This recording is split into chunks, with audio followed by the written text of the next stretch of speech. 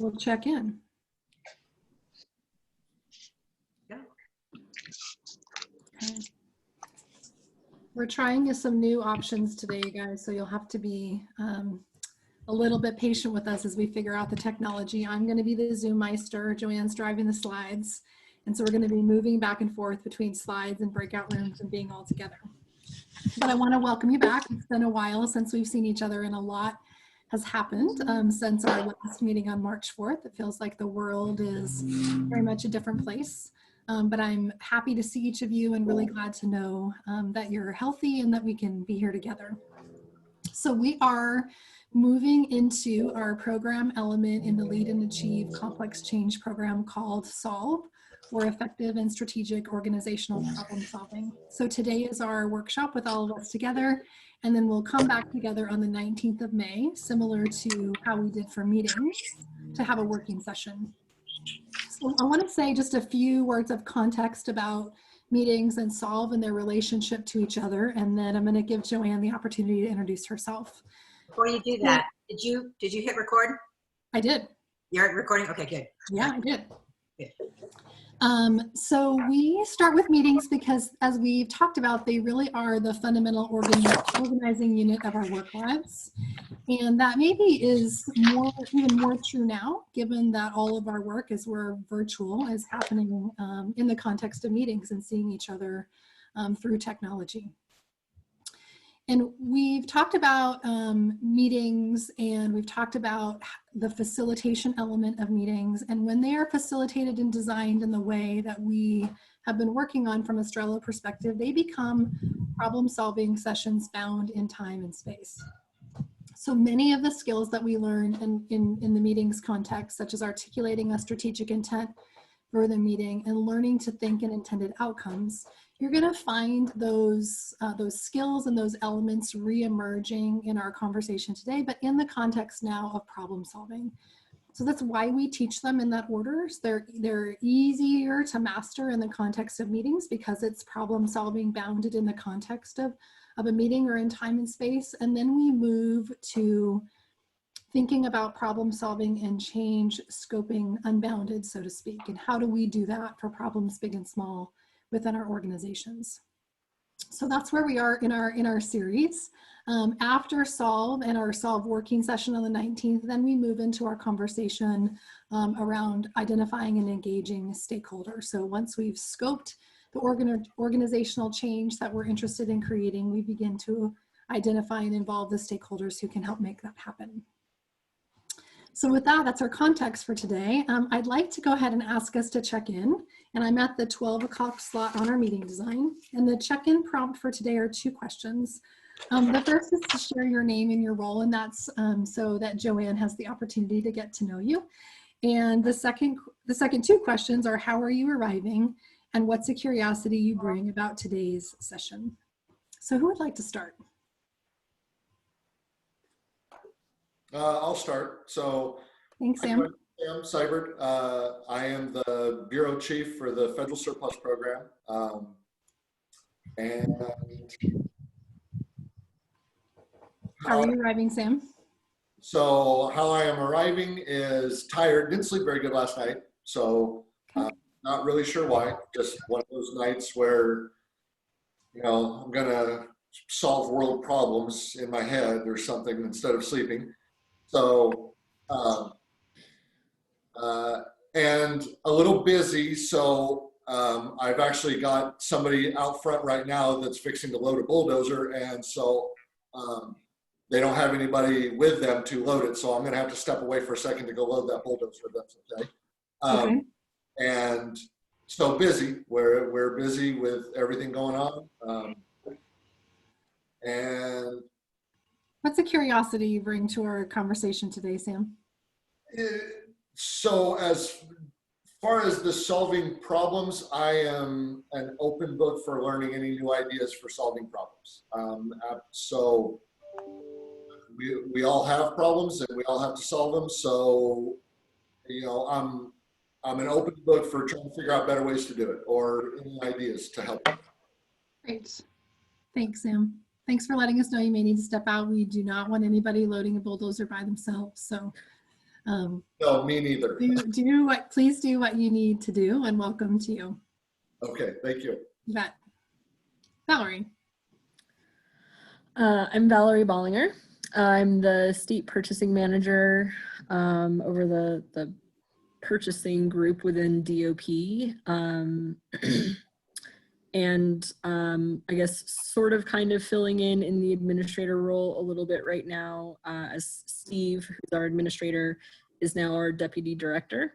And so as he's getting pulled more and more into department-wide stuff, I'm sort of filling in a little bit more in that administrator role a little bit. How am I arriving? I am feeling very optimistic and energized today, which is weird because I have not been able to say that for a while. It's been a pretty stressful time, I think. Yeah.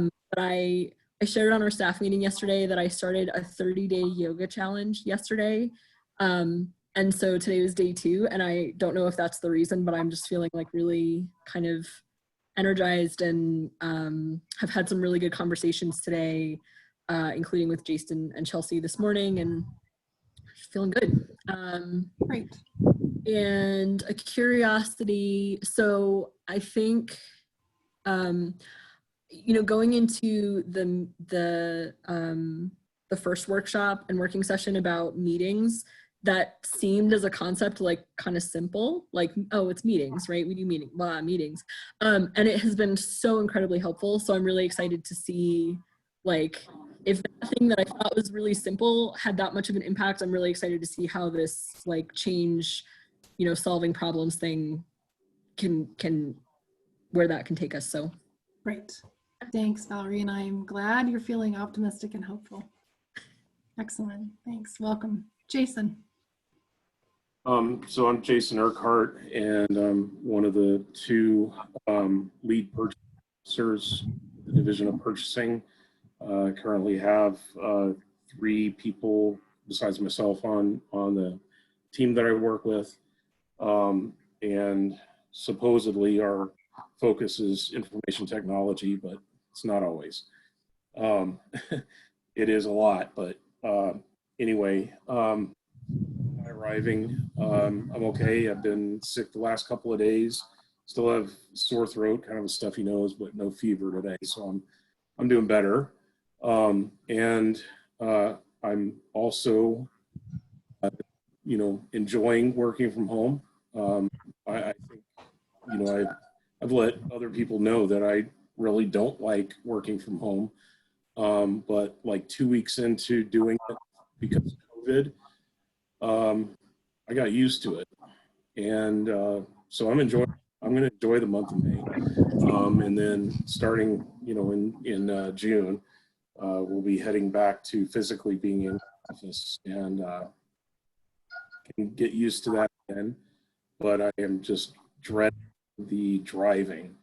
I've driven my truck maybe 3 times since we started working from home. So anyway, curiosity, kind of the same for Valerie has. I'll just be honest that I have not used the structure for the team meetings I've had. I'm having 3 team meetings a week, and just been kind of informal. I create a, what I'm going to talk about list, and then I let the other team members talk, and we do a lot of, well, maybe for me, a lot of socializing on these team meetings, just so that everybody stays connected. So I know that eventually I'm going to get back to using it. And I'm just looking forward to how this is going to add to that. Great. What I would say just quickly, Jason, is that you're likely maybe not using the framework, but you're building community when you have calls like that with your team. So you have an outcome that's aligned with one of the outcomes that we talked about, but maybe not explicitly stated, and that's important right now with people being dispersed and living in the way of work that we're experiencing right now. Thanks for being here. Chelsea. Hi there. I'm Chelsea Robillard, and I'm also a lead purchasing officer. Right now I have 5 other team members. And as of tomorrow, it'll be 4. Danny's last day is tomorrow, so trying to get all of those things processed out. Sorry, it's a little windy out here. This might not have been a good idea. And I am coming to today's meeting a little overwhelmed, but in good spirits. And I am excited and curious and hopeful to have some more tools to help do some problem solving, especially with some of the issues that have come up with my team in the last week or two. Nothing major, just small things that I think having some additional tools will be really helpful. So thank you. Great. You're welcome, Chelsea. Thanks for being here. Joanne, why don't you go ahead and check in as a way of, I realize I'm looking at the design and I forgot to introduce you. So let me do that quickly and then you can check in. So this is Joanne Chu. Joanne is my business partner. She's the other half of Strelo. And one of the benefits of us being online today is that it allowed Joanne to join us. Joanne lives in Atlanta, Georgia. And this methodology in particular, the scope element of our methodology is something she's amazing at. So I'm really excited that it aligned for Joanne to be with us. And Joanne, I'll let you introduce yourself and check in. Thank you. Like Shannon said, this is a big opportunity for me to see all of you instead of just hear about you in hindsight. So I'm absolutely delighted to be joining you today. I am arriving excited. I love this stuff and it rocks my world. And it has been a game changer for me in terms of how I work with my clients in engaging in complex problem solving. So I'm always delighted to share the wealth and to be onboarding new folks into this particular powerful way of problem solving. And a curiosity that I bring to today's session is whether or not it's going to rock your world too. So that's how I'm arriving. Thanks for having me. Thanks, Joanne. Welcome. So with that, why don't we transition to our reviewing today's meeting plan. So if you're following along in our design, we're at the 12:15 slot, and Joanne's gonna lead us through this process. Awesome. Thanks, Jen. Yeah. All right. So the way we're going to do this and the way you guys learned this last time is we're going to together make sure that we understand the roadmap in the same way. So would someone care who's still on the call, go ahead and read out loud today's context and intent for today's workshop. Read it out loud to the group. And since Sam had to dip out, maybe I'll do it. Thanks, Jason. Thank you, Jason. Context for today's Solve workshop. In our daily work and lives, we engage in many types of change, projects, initiatives, and actions. Sometimes we initiate the change, and sometimes we are asked or assigned to develop the initiative. At other times, we are asked or assigned to implement the project. How often do we find ourselves at the start of a new project or initiative with no clear idea of the real change we are seeking and or no clear idea of how best to proceed? Why is this a problem worth solving? What do we need to do? What do we need to do first? And where should we begin? Intent for today is to introduce how the scope method can help us create more strategic and sustainable change. Thank you, Jason. Any questions or comments from the group about why we're here and what we intend on doing? Looks like we're good. So could I have Valerie or Chelsea review the 8 intended outcomes, all the things that we are going to accomplish as a result of having a successful session? Sure, I can do that. Thanks, Valerie. Intended outcomes. At the end of today's session, we will have 1, increased awareness of why change making in today's world is particularly challenging. 2, an increased understanding of how the 5 phases of the scope method are critical to any change effort. 3, an increased awareness of why defining the situation is an essential first step to engaging in effective change scoping. 4, an experience of scope to identify and articulate a real change and its accompanying intended outcomes.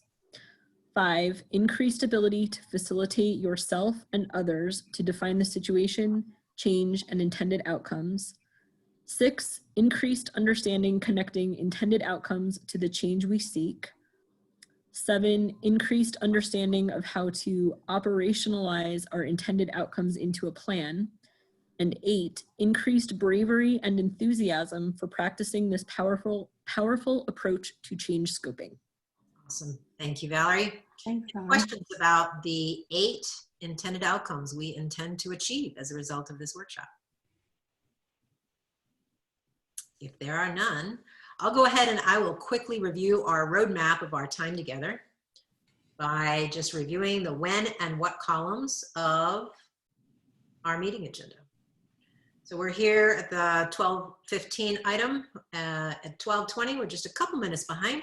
We'll spend 20 minutes introducing this idea of change and complex change in organizations. At 12:40, we'll spend 15 minutes doing a quick cooking show demo, cooking show in which we get to demonstrate how to roast a turkey in 20 minutes. Then 12:55, we'll spend 15 minutes in which I'm going to talk specifically about the change statement and why that's very important and powerful in any sort of change effort. At 1:10, we will finish the cooking show for 15 minutes. 1:25, we're going to take a 10-minute break and run around and stretch. 1:35, we will spend 40 minutes where you're going to practice in your small groups the ability to articulate a situation of a change that one of you is going to offer to be in the hot seat and for each group and practice articulating the situation around that problem that you brought to this session. 2:15, we'll then continue our practice by developing the change statement. 2:40, we'll spend 20 minutes in which Shannon is going to begin connecting the idea of intended outcomes with actual action, planning, and change. And then at 3 o'clock, she will connect intended outcomes to action planning. 3:10, we're going to begin to close out our session by talking about next steps, including some resources as well what will happen in the working session. 3:20, we'll check out, and at 3:30, we'll adjourn. Any questions about that roadmap? All good? Okay, great. All good. All right, so we're I just want here. to make a comment if I can. Now, Yes. I'm curious because the cooking show part. I can't wait. We all love cooking shows. I love watching cooking shows. Awesome, Jason. That's awesome. Wish we had scallions. I'm sorry, it's not gonna be that exciting, but. Okay, JC, if you can, there we go. Yeah, awesome. All right, so we're at our 12:20 slot. We're a little bit behind schedule, so I'm going to talk quickly to get started, but I want to do some table setting around the foundations of the Strelo approach. It's been a long time since we had the initial conversation about the values and the methodology that underlies the work that Joanne and I are doing with our clients and that we believe in, and it's going to be represented as we go through today's conversation. So it felt like it was worthwhile, given all that's transpired in the last 2 months, that we back up just a little bit to make sure that we're aligned. So I want to start by, next slide, please, sharing the values that are instilled throughout the program. And we talked about these initially.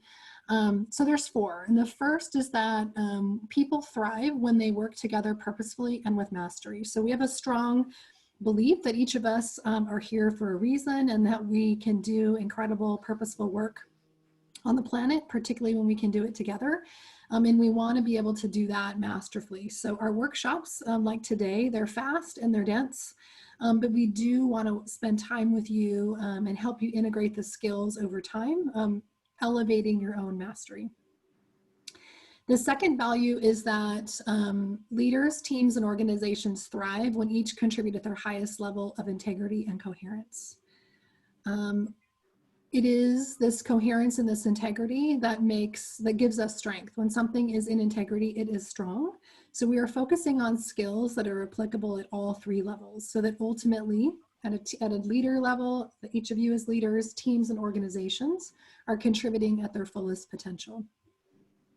And the third value, which is really near and dear to Joanne and my heart, is that of collective wisdom. We believe kind of with every fiber of who we are as a company and as individuals that the collective wisdom of the room far exceeds that of any individual, which is why you'll find the drumbeat around perspective taking and curiosity and stakeholder involvement throughout all of our conversations.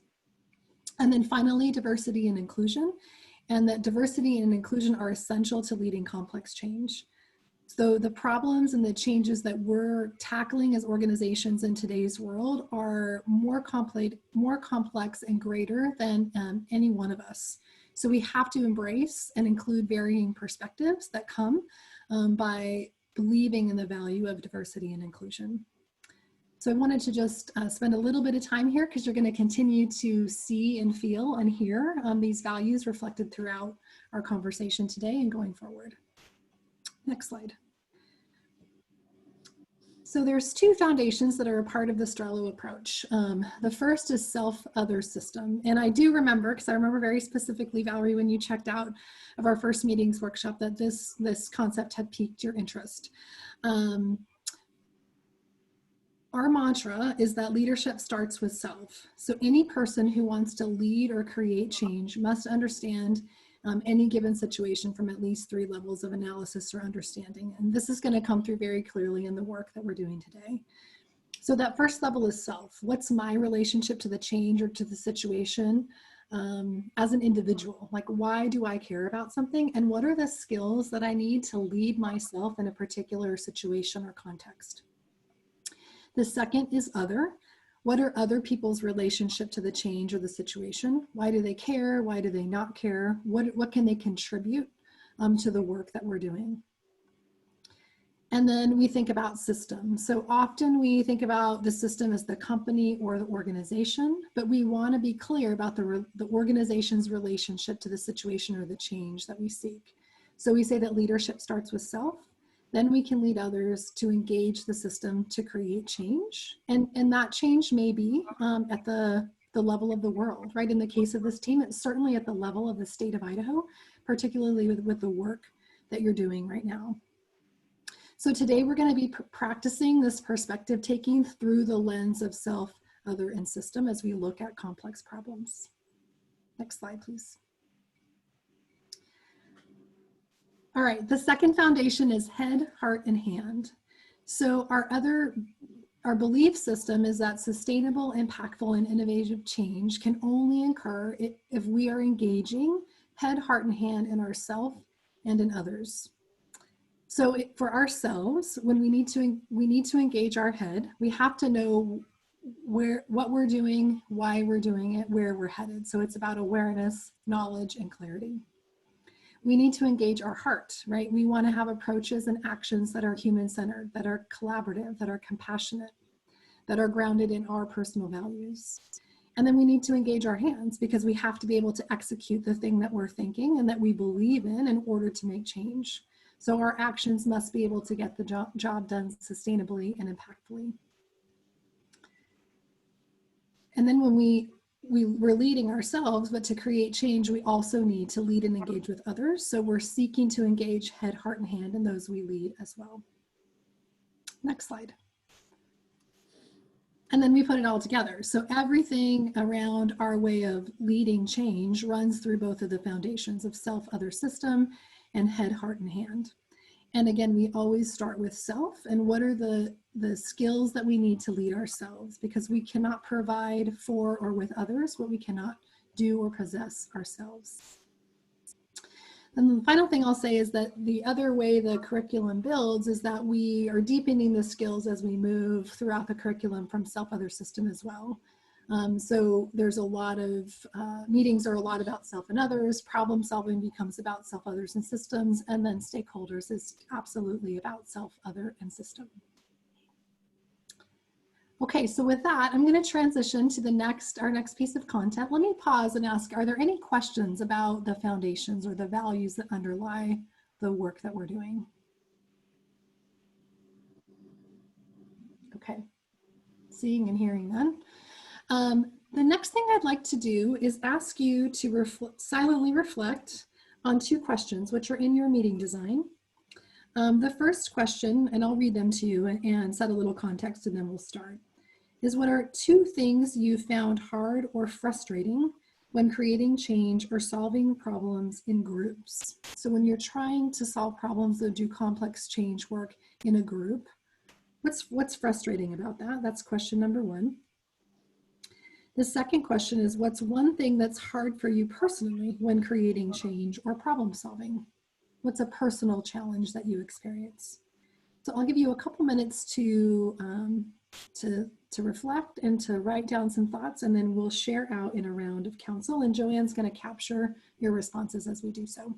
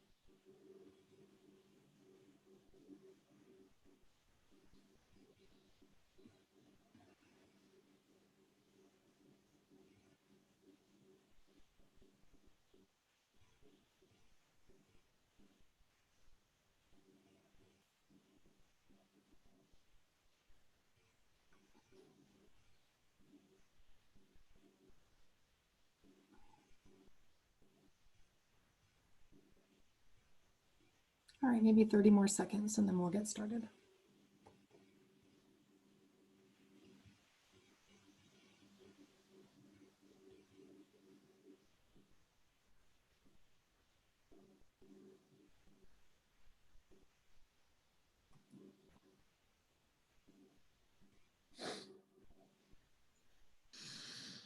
Chelsea, you ready? Can you be ready?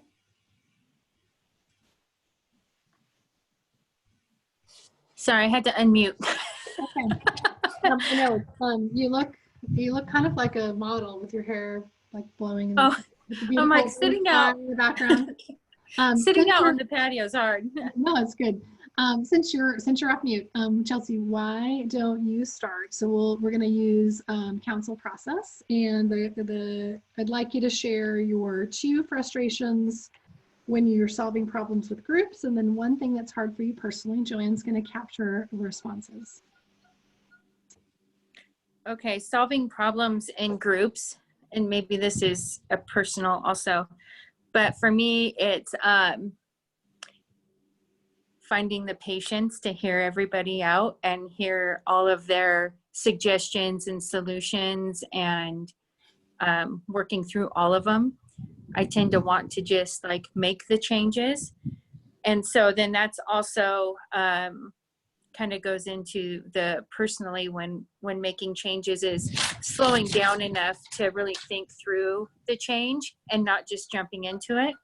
And then also realizing other people don't make changes quickly and allowing them the time and giving them the support that they need or resources or whatever it is to help them through the change.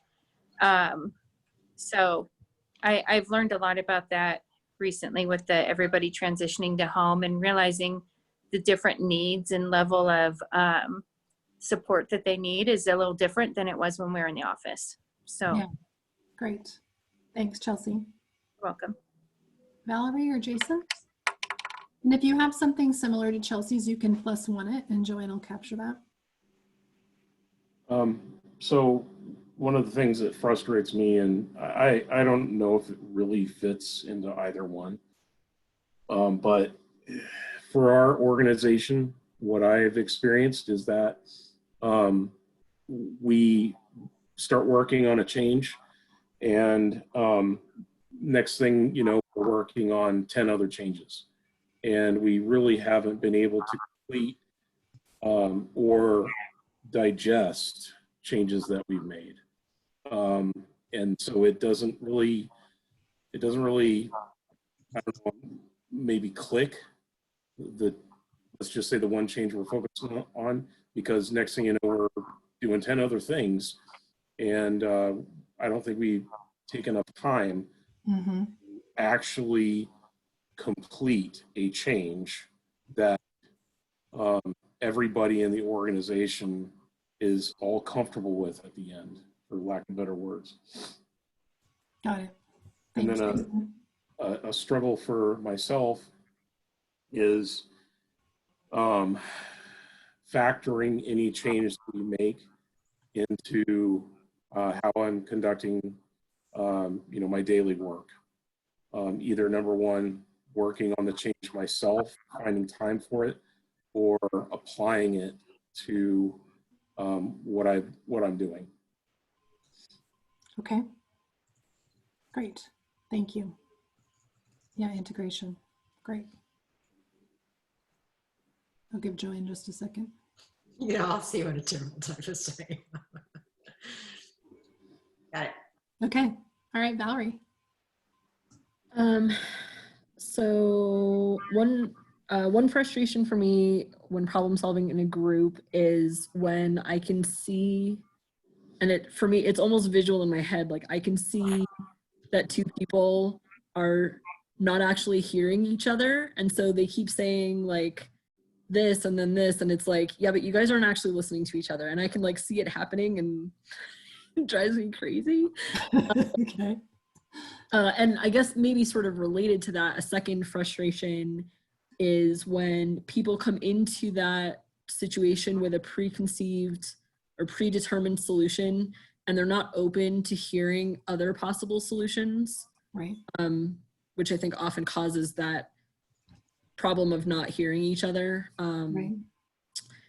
And then for me personally, I think like my gut reaction to change is like I'm comfortable with change, but I need time to process it.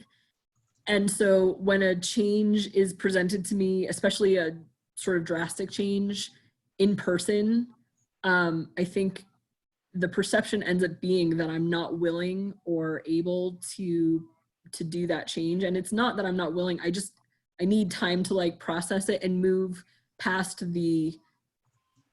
my initial like, bah, right? And so that's hard when change gets presented in like a meeting or, a face-to-face that when I'm not expecting it. And then I have to try to sort of either process it almost like internally so that it's not like externally visible to people, or explain that like, don't worry, I'll get there. I'll be okay with this. I just need a minute. Just like, give me a minute. Yeah, great. Thank you. Great responses. And I am confident we're going to offer some tools and some teaching today that's going to help with some of your frustrations and what you find hard about change. And I'm super mindful of time and how behind I am. So I'm going to, with that segue, and keep talking about what it is about problems and change that we find challenging. So we're going to talk about that relationship. Next slide, please. So as with many things in Strelo, this is our definition of a problem. It's any situation that you want to change, parentheses, in a meaningful way. So when we solve a problem, we are creating change and a new end state emerges. Next slide. So sometimes people have a problem with the word problem, and I will fully confess that there was a point in time where I was one of these people. And we often hear things like, what, we don't have a problem, or the word problem, it sounds so negative, or why don't we call it an opportunity or a challenge? And so I want to share with you some of our beliefs around the word problem. Next slide, please. So we find that problems are compelling, not negative. So we're going to try to shift. If you happen to be one of those people who has a reaction to the word problem, we're going to try to shift your perspective to see them as compelling and not negative. And humans are and can be superb at problem solving. It's one of the things that's a defining characteristic of what makes us humans. We struggle often to do it in groups, but we can be superb problem solvers. The third belief, which is really, really strong for me, is that solving problems is what leaders do, right? Change is the role of leaders and leadership. We're not here to just maintain the status quo. Like, we're here as leaders to make things better. And that may be at different varying scales or degrees, depending on our work and the roles that we do, but solving problems is really the job of leadership. And then the fourth belief is that a problem invites inquiry, and it indicates that there is something worth solving. So they're compelling from that perspective. Next slide, please. But here's the problem with problem solving, and you guys started to allude to some of this. This is kind of the typical problem solving process, or the problem solving phases from a business as usual perspective. There's a trigger, right? We're informed, or somehow we become aware that something needs to be done. In an organization, that often feels like pressure and stress and urgency, and it's like, you know, holy crap, like we need to do something immediately, right? And often that stress or pressure is coming from someone or something else. We come up with a couple of solutions, we implement a solution, and we feel really good about the fact that we have done something. But we're not often sure if that thing that we have done is actually going to solve the problem.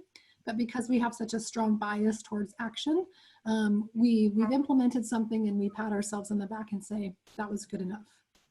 Next slide. Here's what we observe. And Jason, you were absolutely alluding to some of this. So commonly the solution didn't actually solve the problem. That could be because we didn't take the time to truly identify the solution, or that we didn't take the time for the change to stick, which is a little bit of what you were talking about. I often call that organizational ADHD. The solution potentially caused a different problem. The solution isn't sustainable, and then the problem resurfaces, or we actually never implemented the solution to begin with. So these are some of the common things that we experience in our organizations. And then we're back to where we started, right? So there's a trigger that causes us to respond again, and we're back to implementing solutions, and we're in this sort of wash, rinse, and repeat cycle that can feel, and this is why this is particularly important to notice and to do this differently, is that it's damaging for organizations. We waste time, we waste money, we waste resources, and we also degrade the team's commitment, goodwill, and intention towards really engaging in meaningful change over time. Often we describe that as change fatigue, and there's definitely an associated disengagement that comes when we've experienced that. And we're losing out on our human capacity of being great problem solvers, and we're missing out on building that capacity in our organizations. Next slide. All right, so this is a quote from, we're not totally sure that it's Albert Einstein, but many people attribute it to Albert. If I had an hour to solve a problem, I'd spend 55 minutes thinking about the problem and 5 minutes thinking about solutions. So it's a go slow to go fast approach, and it pays off to spend more time in understanding the problem before jumping to solution. Next slide. So what we're going to be sharing with you today is a different way to engage in change, scoping, and problem solving. We call it SCOPE. Joanne gets the credit for this fantastic acronym. So SCOPE has 5 phases that correspond to 5 parts of any problem solving effort. S is for situation, C is for change, O is for intended outcomes, P is for action plan, and E is for engage and enroll our stakeholders. SCOPE, when we solve problems in a group in a more structured way, like SCOPE offers, we are making what is typically an implicit or invisible process, which is why it's frustrating for the group. We're making that process explicit. So just in the same way that we make process explicit in meetings, we're making the problem solving process for a team or for a group explicit. The other thing that's excellent about SCOPE, which we'll show you some examples later, is that it's infinitely scalable. You can apply it to a personal situation, and you can apply it to an organizational problem of any scope and size. It's also not a linear process, so I do want to say that, but we're going to teach it to you in a linear fashion just for the purpose of learning. Next slide. Okay, so these are the 5 phases of scope, and then just we dive a little deeper into what they mean. So situation is understanding the situation in context to see and define a change much more clearly. And we're going to talk very specifically about the inquiry and the perspective taking and the curiosity that we want to demonstrate in the S phase of scope. C for change is understand the change you want to make, including why it matters. So oftentimes we find ourselves making change and we're like totally unclear why we're doing it and what it's intended to accomplish. So we're going to practice the art of crafting very strategic change statements that really elevate any particular change to its most strategic intent, which is a fantastic way of creating clarity, but then also energizing a team around the work of that particular change. O is for outcomes, defining the component parts that make up the change that we seek. So again, similarly to articulating intended outcomes for a meeting, we're going to be thinking about and learning to articulate what are all the component parts that are required in order to achieve our change. P is plan. So identifying the action steps that will bring about our intended outcomes. Planning is really familiar territory. That's where we spend most of our organizational life, in the tactics and the details. So we'll spend a little less time there today. And then engage, which is identify what we need from other stakeholders and how do we involve them. So engage is really the involve module that we'll be tackling in our next full group workshop. Next slide. So how do you know when it's time to scope something? You can use scope when you don't know what to do first, but you know you want or need to do something. Those are often the common symptoms of why is it time to scope a problem. Okay, let's see. Any thoughts or questions before we keep going?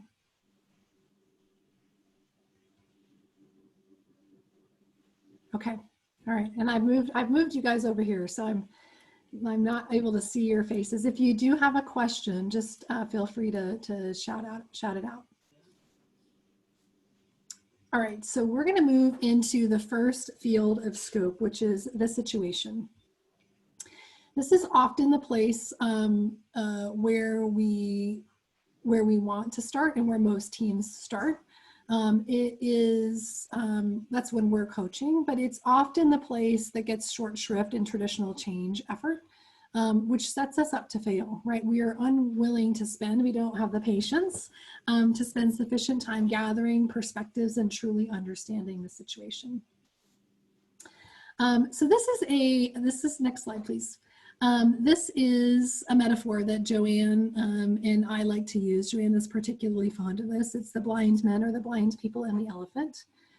It's a parable that comes from ancient Indian culture, and it's been widely used across different religions and cultures.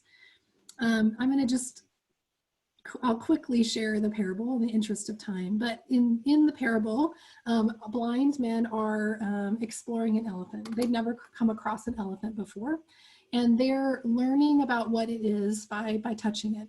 And each person is feeling a different part of the elephant's body, but only one part, such as the side of the elephant or the tusk of the elephant or the trunk of an elephant.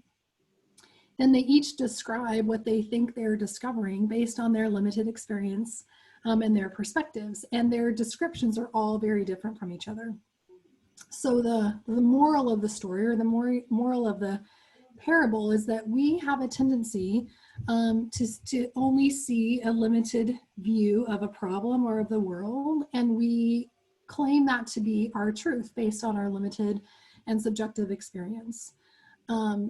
What we're trying to do from a problem-solving perspective is broaden our perspective and recognize that every person holds a piece, who's a part of our particular change or problem-solving effort, that they hold a valuable piece of the puzzle, that their perspective matters, and that it's only in creating a shared understanding of the situation by gathering all those perspectives that we can fully understand the problem. Next slide. All right, so why do we need to understand the situation? What are this, what's going on with us that we might feel like it's time to spend a little time understanding the situation? Everything's jumbled up in our head. We may not be able to see the whole picture. We can't pull out the major themes, issues, or patterns, and we may not know the best place to begin. Like, we know we need to do something, but it feels very confusing, and we're not sure where to start.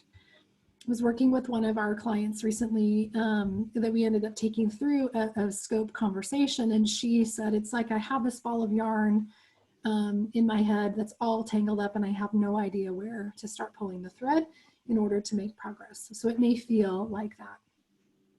Next slide, please. And why do we need to understand the situation from the perspective of others? Because it gets more complicated, as you guys have articulated. It gets more complicated when we're solving problems with other people. Everything is jumbled up in everyone else's head too. And each of us holds a different perspective, and we have to really begin to remember that it's not about being right or wrong. We're all right, maybe just partially right, and we hold our own perspective. As a team, perhaps we can't see the major themes, issues, or patterns. And to what Valerie, what you were saying, each person thinks that they know the solution. That's a warning to us that perhaps we haven't taken sufficient time to fully understand the situation from the perspective of all of our stakeholders. And if we can't agree on the situation, it's really unlikely that we'll agree on the solution. And this is where teams end up working at cross purposes. We fail to align enough on the situation so that we can align as a team on the solution. Next slide. So how do you know when you've sufficiently clarified the situation? I know, Chelsea, you were talking about having the patience for this, right? So how do we build the patience, and how do we know when we've done enough? We need to have clarity on the relevant historical context. We don't need 20 years of organizational history, but we probably need enough for what's germane to this particular problem. We need clarity on the current state. And we need clarity of like all the other considerations that might be surrounding it. Sometimes I call this noise, because it feels like with complex problems in particular, there's lots of noise surrounding them. All of that we need to fully understand in order to have sufficient clarity of the situation. And when we build our view of the situation in that way, when it's full and complete, then we're likely using our three lenses of self, other, and system to fully understand the particular change before we engage in creating solutions. Next slide. Okay, questions before we move forward? We all good? I wasn't watching your faces, so we're all good? Okay. All right, so we're at our 12:40 slot. Ooh, we're 15 minutes behind, so Joanne and I'll work on that on our break on how we're gonna make up time. We're going to demonstrate in a cooking show. So Jason, this is for you. We're going to demonstrate fleshing out, Sam, welcome back, fleshing out the situation.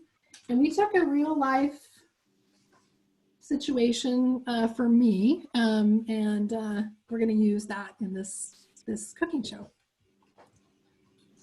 Okay, so this is a cooking show demo we're calling Hangry. And what we're going to do is we're going to walk you through, we're going to just demo the steps, and then we're sort of going to talk about it a little bit later. And the way we're going to do this is we're actually going to do this in a facilitated model. You can do this for yourself, but it's a lot more fun if you actually do it with a buddy. So essentially it goes like this. Hey, Shan, what's going on in your life? Hi, JC. Well, I've been sitting at my desk all day, and I got an early start this morning. And once again, I didn't make it a priority to care for myself, and I haven't had anything to eat. Well, that sucks. That sounds like a problem that we should probably take a look at. So what I'm doing right now is I'm just going to go ahead and just copy down everything that she has said. So so let's make one of these. We should probably pull something out and make one of these things a presenting problem. So let's go ahead and make the presenting problem that you never have time to eat lunch. And a lot of times that's just sort of a symptom of a problem. All right, so why is that a problem? What's going on? Well, let's see. I get really hungry, and then I start to get brain fog, and then which slows me down, right? Like I can't work as easily when I have brain fog. And then the next thing I know, like I'm standing in the kitchen eating chips and salsa, trying to get, full really quickly. When what I really should be doing is cooking dinner for my family. And I don't like the way it feels. It feels really terrible to me. That sounds really, really terrible. So you get hungry, you get brain fog, and then it just gets worse from there. What else is going on with you about this? Well, my husband, this is happening today, but Lawrence would tell me that this is a perpetual problem. Like he's really good at eating 3 times a day. He's incredibly structured. And then he gets frustrated with me that I'm hangry and that we've kind of fallen out of our routine for preparing dinner. So we're late. It makes the whole family late to eat because I've mismanaged my time. So there's a whole cascade effect that happens. Yeah. So Lawrence tells you you're frustrating, and it gets. Yeah. Why did you do this again? Why didn't you eat all day? You should, like, I don't understand how you can't, like, why you do that, how you can get through the day without eating. All right. So what else is going on about this? How's this impact the rest of your life? Well, it feels like it negatively impacts my family. And it starts to cause me to feel like kind of like I'm a bad mom or a bad role model. Like I'm doing the poor job of balancing my work and my family commitments, and they take the brunt of that. So it starts to impact how I feel. It seems like starts with lunch, and the next thing I know, I feel like a crappy mom. Terrible mom. All right, great. All right, so this part of the demo is what we call the brain dump. This is where we take that ball of yarn that Shannon was just talking about, and we just go blah, blah, and just dump it on the page. Now, I just want to ask you, Shannon, like, how does that feel just to kind of get it all out? We're going off script a little bit, but I'm just curious. It feels good to do that. Yeah, it feels good. It's cathartic, and it starts to feel more kind of more true, right, to what's happening. Yeah, great. All right, so then what we do is we take a situation like this, and we've scripted this out, but we actually did play it out in real time. So we're taking like a third. Well, that's a real situation. Oh, it's not the situation. It was. Yeah. We were 30 minutes. We were trying to come up with a cooking show, and I was like, I'm so hangry. And then it was like, hey, let's do that. That's what we're going to do the cooking show on. All right, so remember Shannon said, one of the things we're going to do is we can take a look at the situation from this self-other system lens. So this is the cooking show part, where essentially I'm going to take all of this brain dump that we see here, and I'm going to magically sort this into a self-other system. So I'm going to show you what this actually looks like. I might have to resort this.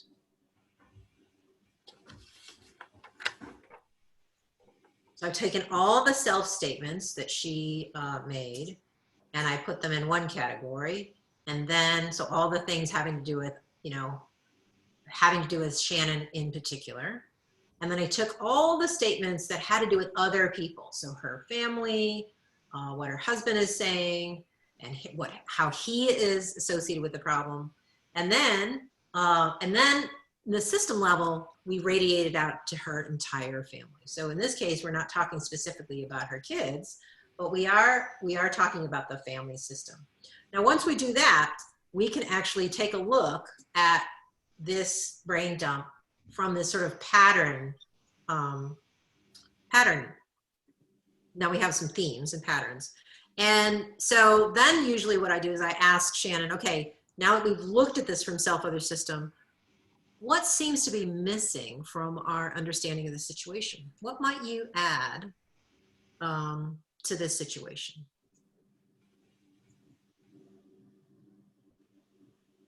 Well, I pride myself on being excellent at my job and excellent at balancing all the demands in my life.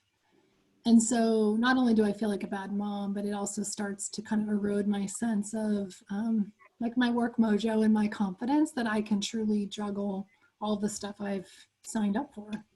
Yeah. So essentially, that it erodes your ability to feel like a kick-ass human being. Okay? What else is missing from this context?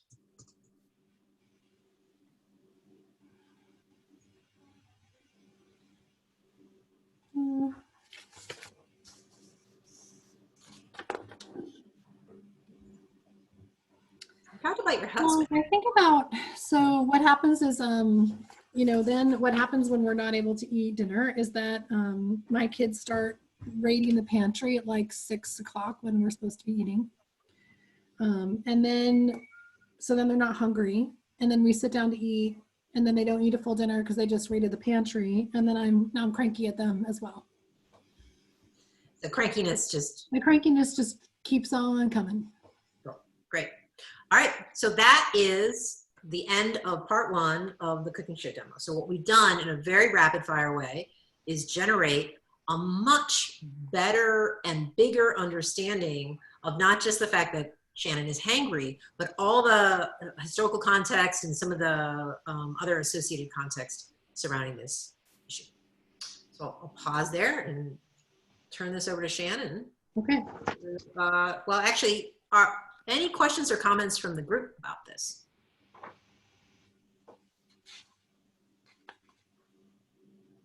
Jason, what'd you think of that cooking show? I think maybe just to, you know, to improve this in the future, actually cook something while you're talking about this. It's great, but that would be awesome. That might push Joanne and I over our limits of things. PowerPoint. Oh, watching you eat chips while we're doing this. Any other thoughts or questions about this? You see how this is sort of done? I mean, it's rapid fire, but we get to practice this. And I want to just say two more things, Joanne, and I'll turn it over. So we're doing this in the context of modeling the process of fully expanding our understanding of the situation. In this case, we're modeling one person problem, like with Joanne interviewing me. Eventually, we'll talk about what is this like? How do you do this with a group or with a team? But we're starting with a smaller problem in a one-on-one situation, just for the purpose of demonstrating. All right. So now I'm going to take over and we're going to talk a little bit about change. And I'm going to see what happens if I put it on display mode. It does what it's supposed to do. It does not exactly close enough. All right. So I'll do this in less than 15 minutes, I think. Cool. So the next field we're going to talk about is change, so the C. And getting really clear about the change that we're seeking to make. That's where the magic really comes in. How do I do this? Okay. We're going to use another metaphor. In this case, we're going to use a tree as our metaphor to really understand change and how complex it actually is. So when we think about change, we think about it looking like a tree. So all trees have leaves, trunks, roots, branches, and when we look at a tree, the most obvious thing that we see are its leaves. There's lots of them so that we can think about them as the symptoms of the problem or the symptoms of the change that we're trying to seek. There's just a lot there. And too often when organizations in particular address change, we're addressing it at a symptom level because it is the thing most readily we observe. And therefore, the changes we implement are also superficial. A lot of times in organizations, we call this a Band-Aid solution. So just as much as a Band-Aid solution on an organizational problem is not helpful, neither is a Band-Aid on a tree. We also realize when we look at our tree metaphor is that trees have roots and a lot of times they're really, really deep and we cannot see them. A lot of times when we talk about change making, we talk about change making at a root cause level. And sometimes we can't make the change at a really, really deep root cause level because either there are historical factors that have occurred, so we can't change, or it becomes so big that it's beyond the scope of what we can actually implement. So our goal is really to find that middle ground. So we don't want to make a Band-Aid solution. We don't want to make a Band-Aid solutions. We can't change it at the root cause level. So we have to find that sweet spot, which is much, much closer to the trunk level. And the way we identify the sweet spot of the change that we seek to make, we essentially have to ask ourselves 3 different questions. So there are 3 guiding questions that we use to guide us to better understand and articulate the real change that we seek to make. Essentially, what are we trying to do? What's the change we're seeking to make? Why is this a problem we're solving? And this becomes really important when we're talking about making that change in groups and making it stick. And then the third is, sometimes I think about it as a what question, sometimes I think about it as a how question. It can be as articulated as what caused this problem, or sometimes how did we get here? And so by identifying all the answers to all 3 of these questions, it begins to help allow us to hone in on the change that we seek to make.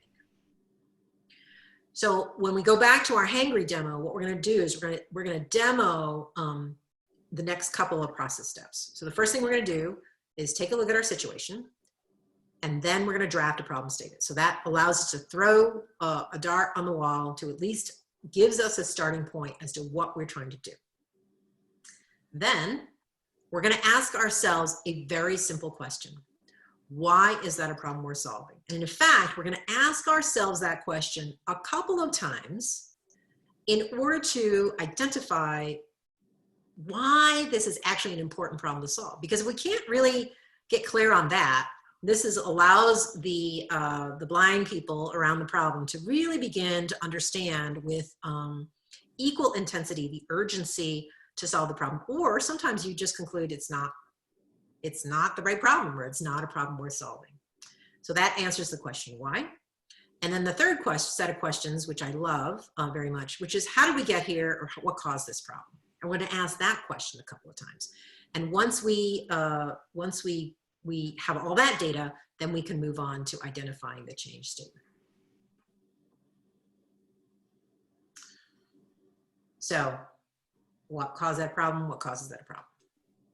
All right, so now we're going to go back to the cooking show demo. Now what's going to happen with this cooking show demo is we're going to actually not just stop at the change. We're just going to complete the at least through the P part of the, I think the P or maybe the O part of the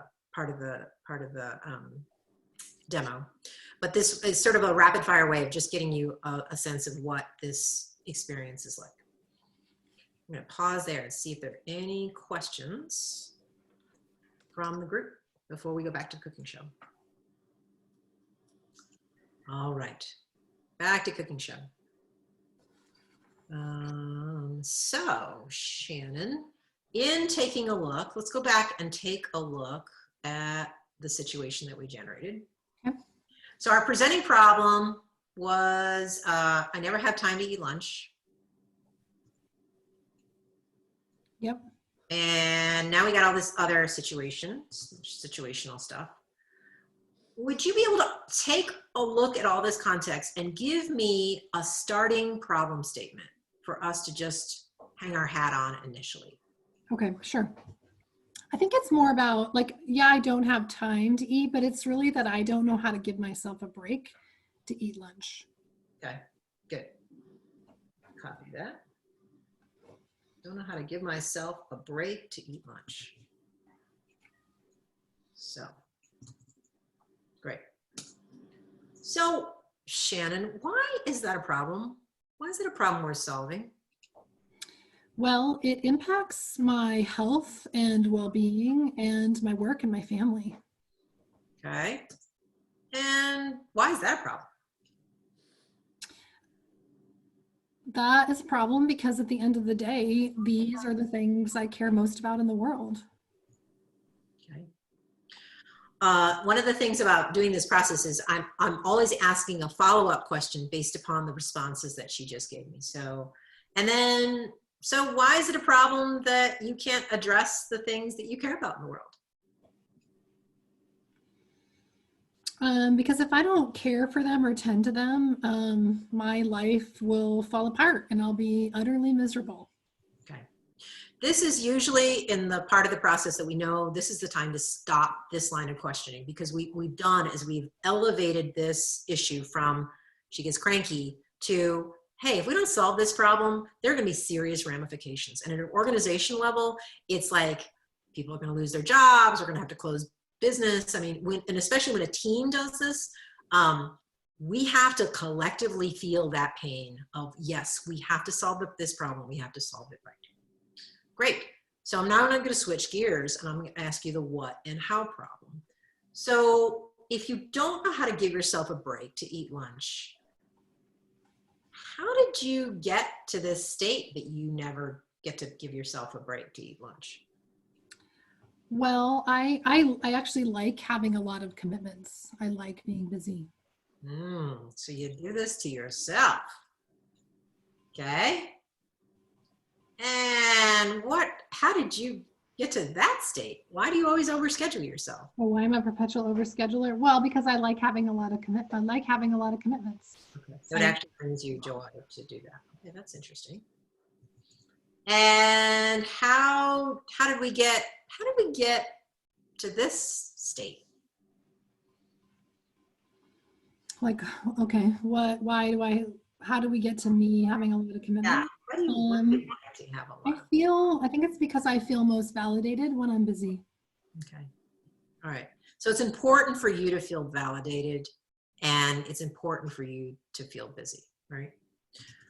All right. So here is when we're going to stop this demo, because we don't want her to not feel validated, and she is a very productive woman, so we want her to continue to feel busy. So what this does is it begins to enter in a space where it's beyond the scope. We do want to solve the hangry problem, right? We don't want to solve well, maybe you should just sit under a beach and just eat bonbons all day. That's not where we want to go with this.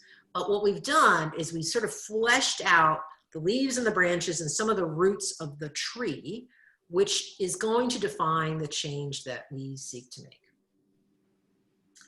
Oh, did we stop here? Did we not go back? Let me go, I'm gonna go and enter in a blank slide. For some reason, this is just gonna give you a blank slide here. So if we were to, Shannon, is this right? We're gonna go ahead and just finish the cycle. I think that's right, yeah. So if we were to really finish out, so this was S and we began the part of C. So let me ask you, Shannon, so based upon what you just fleshed out, what might be the upgraded problem statement based upon now what we understand the situation to be? So upgrading the draft problem statement, something like, I don't balance the fulfillment I get from being busy with self-care. Okay. 1 second. So I'm going to do this. I'm going to start. Now we have gone from we're going to get rid of the presenting problem, remove the draft problem here. And so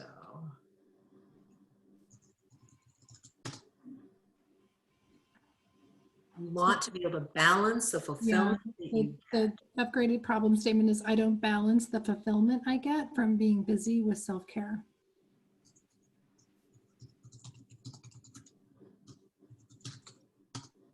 Okay. All right. So from here, what we actually also do, and I apologize for not setting this up quite the way we had intended, is we're going to take the problem statement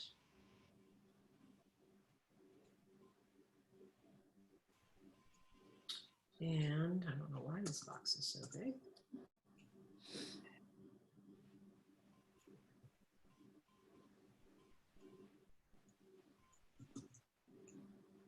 And we are going to very quickly work through the rest of the cycle, and we're going to flip this around, and I'm going to make this a forward facing statement, because sometimes teams and organizations are energized. Sometimes they're energized by the negative stated problem, and sometimes they are energized by the forward facing version of the problem. And so our intent is to know how to balance, right? How to balance. Mm-hmm. How to balance the fulfillment that you get from being busy with self-care.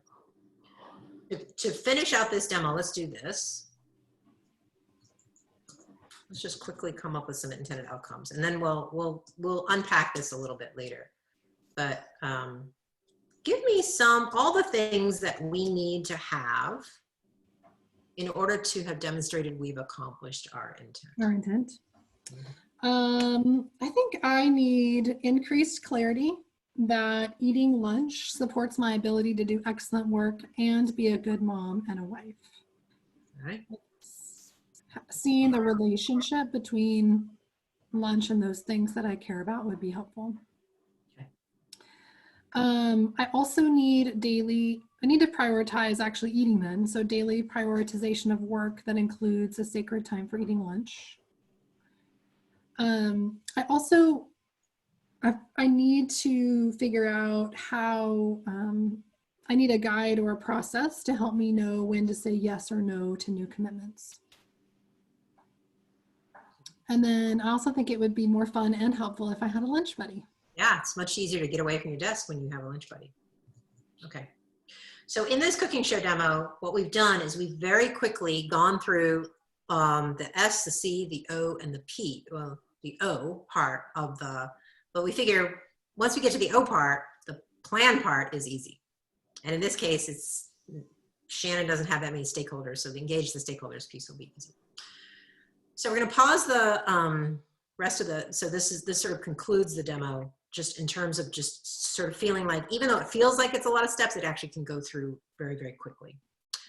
And so part of this is seeing this, and then the other part of it is experiencing it. So I'm going to see if there's any questions or comments about this demo. So far, so good? Let me ask a question just in terms of seeing or feeling the difference between the draft problem statement or even the first one I started with, and then the final intent. Yeah. Let's take a look at that presenting problem again. I'm going to look at all three, because that's actually a really important takeaway. Let's do this. So we started with, I never had time to eat lunch. We moved to, I don't know how to give myself a break to eat lunch. And then as we further refined it, you came to the realization that you don't know how to balance the fulfillment that you get from being busy with self-care. So how did that feel to you, to have that insight? Well, it feels more impactful because there's a deeper, like we went deeper, so that it revealed some of the probably the more systemic challenges, and making time to eat lunch is only one part of it's a solution for a broader problem. Right. So it feels more sustainable, right? Like actually thinking about knowing, like believing that I would know how to balance the fulfillment I get from being busy with self-care is if I can actually make that happen, that's a sustainable change in my life. Yeah. Much bigger than just making time for lunch. Right. And so when we sort of pull this out, we look at this from an organizational perspective. Oftentimes an organization will have some sort of presenting issue, right? A symptom of a problem. They sort of implicitly would come up with a problem statement. Oh, it's about lunch. And then all of a sudden you're generating all these solutions about lunch, right? When in fact, the problem is actually not about lunch.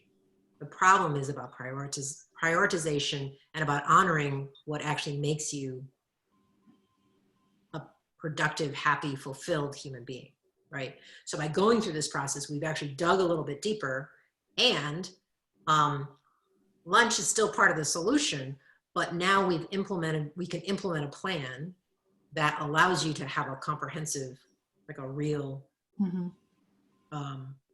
change. You can commit to a real change. Yep. Any comments from anybody else? Any thoughts? Yeah, I'm curious from the group. What did you see or hear in that process, or in that sort of debrief that we were doing?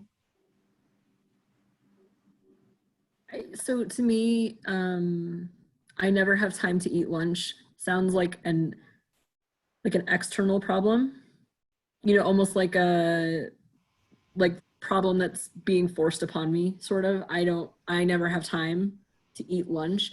And then I don't know how to balance the fulfillment. It becomes much more personal. It almost feels like something you have control over, because finding that balance balancing that fulfillment that you get from different things, it's all about you and how you balance and what makes you feel fulfilled. And that becomes much more personal, and also feels like something that you can achieve regardless of what the external factors are. I think that I like that feels good.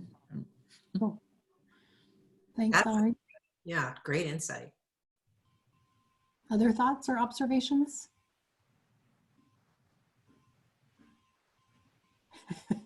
Chelsea. By unmuting. What you got? It ended up, it sounds like the problem started out, it's actually a symptom of a bigger problem. Yep. And just kind of peeling those layers. I'm gonna use a cooking show term, peeling the layers of the onion to get down in there. And it just made me start thinking about a whole lot of things. And I think it's great to start feeling like you actually have control over things that you don't think that you do. Yeah. Yeah. And if we think about the tree metaphor, I mean, that's the point that Joanne was trying to illustrate, right? We don't want to solve at the symptom level. There's particularly in organizations, there's stuff that's so deep we'll never solve. So we want to find that place where we feel like we can actually impact the problem in a more sustainable way. And the other thought I had, Valerie, just in terms of your observation about internal versus external control, is that in organizations, I think when we take the time to move the problem solving closer to the root level, oftentimes then we can start to get to the cultural issues and challenges that we are we're hesitant to address often. And no matter what solution we put in place, if we don't deal with those or change those, the problem will continue, or the symptoms of the problem will continue to repeat themselves. So it's similar to me in that way. Yeah, definitely. Right, and that's actually exactly right. So if you focus too much on the presenting problem, you're setting yourself for wash, rinse, repeat. Sam or Jason? Awesome. I'm curious what any thoughts from you guys? The why questions, I think they're interesting. How you asked them, you just asked almost the same question over and over again. And it seems to be effective in drilling down is that the why questions kind of remind me of talking to a little child who asks why, and then you answer, and then they ask why again. Even though it's kind of like that, it still seems to be effective. Yeah. Yeah. And the drilling down part actually becomes a very serious part of your process when you're trying to get a team to, especially when you're trying to get them on the same page. Yeah. Sam, any thoughts from you? I don't think I have anything to add. I was thinking of the tree. I was thinking of the tree, and Shannon mentioned it. So as far as drilling down to the cause of the problem instead of just the problem. Yeah, and we really like the tree metaphor because a lot of times the tap roots are too deep, right? We just can't get at that, you know. And too often organizations are just solving at the leaves and branches level, right? And so just like even just that visual reminder is like, oh yeah, we at least want to get down here, down to the trunk level, right? because one of the things that will happen if you get down to the trunk level, then you impact all the leaves and branches that are more surfacey to that. So there's a lot to kind of unpack about the tree metaphor. Cool. All right. Hey guys, I think we're back on track. Nice job. You got us back on time. Thanks.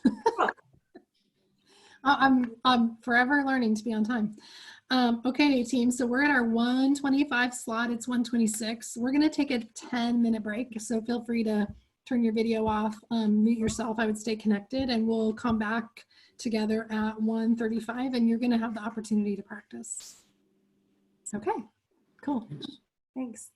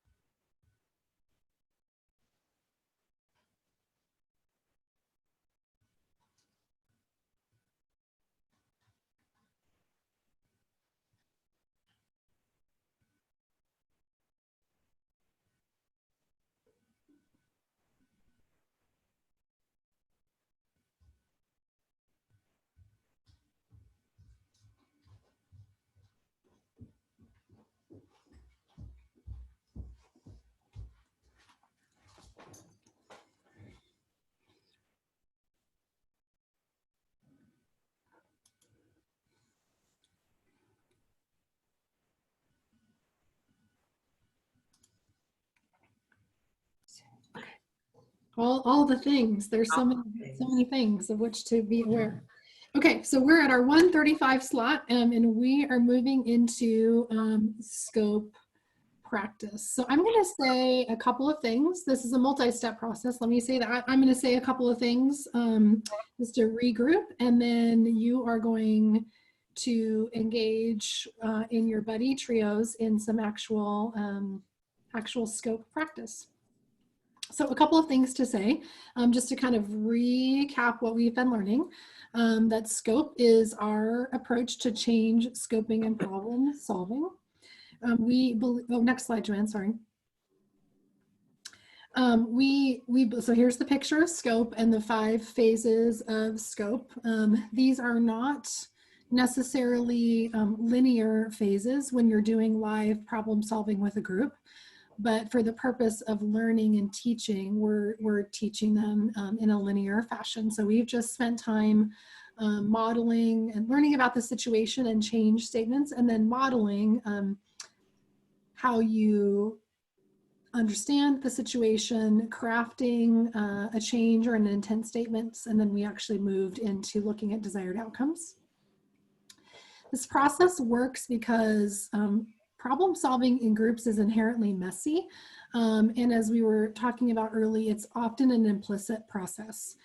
So when you get a group together in a room to problem solve, people they're actually talking about all 5 of these areas of scope, often at the same time. So somebody's chiming in with context, which would be a situation, and somebody else says, well, I think we should, I don't know, we should buy this company. Well, that's a solution. And then somebody else says, well, I think we should call so-and-so and ask him to do blah, blah, blah. Well, that's an action step. And so we're coming at the problem through each of these different fields, or fields in the template, but through each of these different areas of a problem solving process, and it's implicit and it's messy. So when we can make the process visible as a leader and as a facilitator, then we can help a group stay together through the problem solving process. That staying together then increases the coherence of our thinking, and it increases the likelihood that we're going to align around an intent statement that's as close to the root of the tree as we can get to the trunk of the tree, and that we're going to end up eventually implementing sustainable change. Next slide. I don't think we need to recap this. This is just recapping why we might need to understand the situation for ourselves, right? We've talked about this. It's jumbled.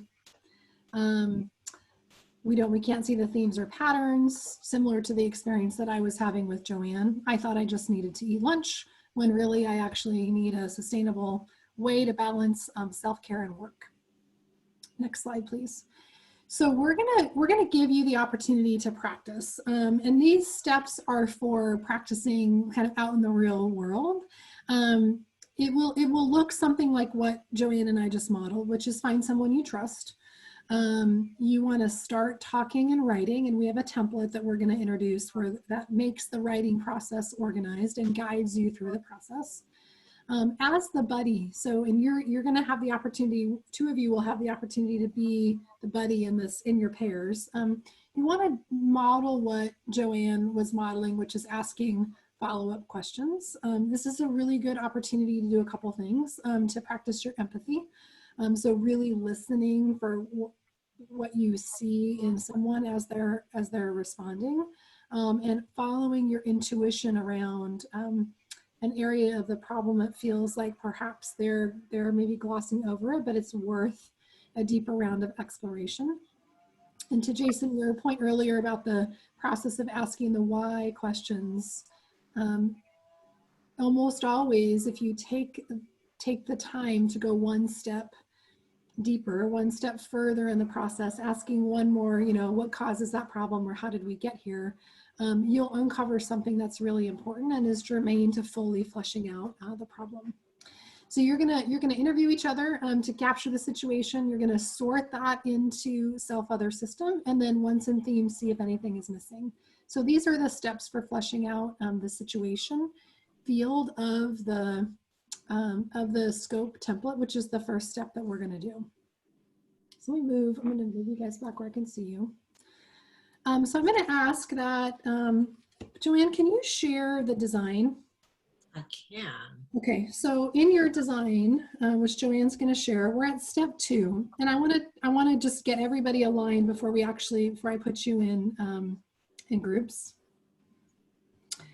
So our groups are going to be, group 1 is going to be Jason and Chelsea, and Steve isn't here, and then group 2 is going to be Valerie and Sam. Can you click on group 1, Joanne? Like click, yeah, perfect. Okay, so you're going to do this on your laptop. So you're going to click the link in your groups, and it's going to take you to your scope template. And I want to just take a minute and kind of orient everybody to the templates, because we've been talking about the fields of the template, but we haven't actually shown you the template.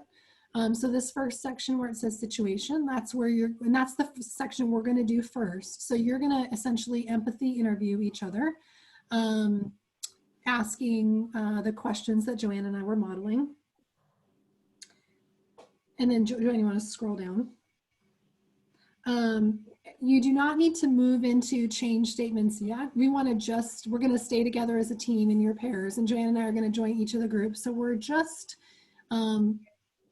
spending time in the situation field. You're going to have about like 15 minutes.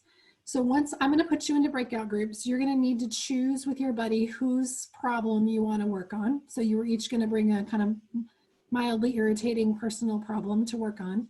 And again, we do that because it's easier to learn than starting with big organizational problems. The other person will interview you, and you want to capture in writing as you're talking, and you can decide if who's writing and which one of you wants to do the writing, but you want to capture that context in the situation field until you feel that it's sufficiently fleshed out, and then you're going to sort it into the self, other, system themes. You know what I was thinking, Shannon, since we're each going to be part of the group, I can record for group 1 and you could act as recorder for group 2. That way the buddies. That might be easier. And then I'm also looking at the template, Joanne, and recognizing that the prompt questions didn't make it Okay. to each of the templates, which is my bad because I was supposed to do that last night. So it's like, what's going on? What else is going on? Yeah. I can't remember. Yeah, what's going on that causes this to be a problem?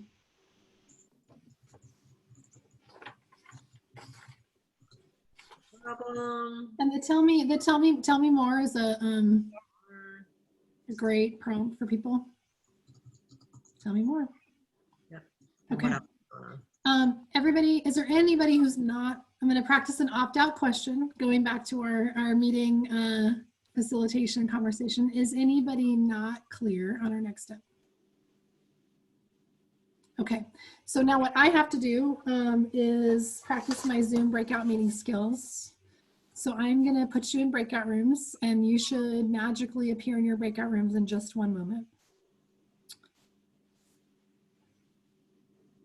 2 rooms, manually create rooms. Hey, Shan, make sure that they can get in, because right now I just changed it for page 1, group 1. I'll go ahead and change it for group 2. Go ahead, you keep clicking. Yeah, and we do breakout rooms. You do that, please. Okay, Jason, Chelsea, and Joanne. You guys are in group 1. And group 2, Sam and Val, and I will join you. Chelsea just sent me a text message that she's gonna have to drop off for a couple minutes, but okay. Hopefully she'll be popping back in. Okay, so Joanne, that means you and Jason are gonna buddy up. Okie dokie. We're gonna be. I'm gonna give us 15 minutes in our breakout rooms, and you're gonna get a 30-second warning when the breakout rooms close, and Zoom's will automatically bring you back to the main group. You guys don't need to do anything. And here we go.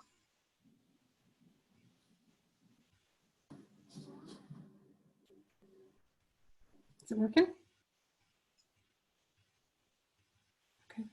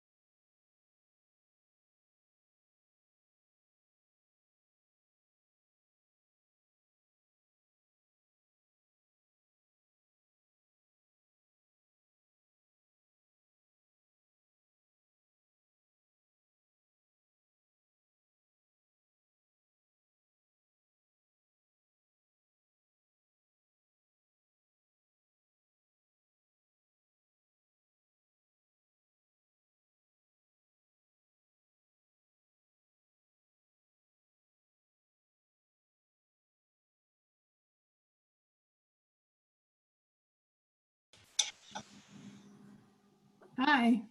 Hello. Love that magic functionality of Zoom. Okay, so how'd you guys do? How far did you get? We got an awesome empathy interview. Okay, good. Okay, so we're at the 6th step of our process at our 1:35 slot of content where we're going to debrief. So Oh, Joanne, we didn't sort anything. We just did the empathy interview. We were supposed to do the whole thing. we just barely started sorting, but we didn't get that far either. Do we want to take 5 minutes and go back? 5 minutes and sort, Take 'cause 5 minutes to sort? Okay. All right. So I'm gonna let me do my magic here. Options. So we're gonna do 5 minutes with a 30-second warning. Okay, here we go.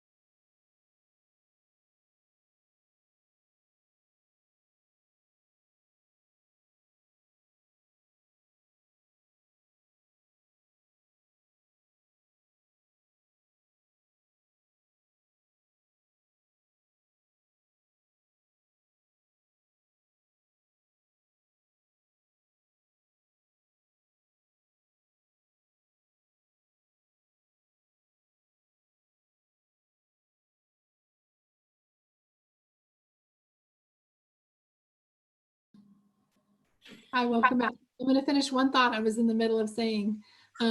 We'll be able to articulate a strategic intent that's broad enough that then those multiple solutions or intended outcomes become a part of that.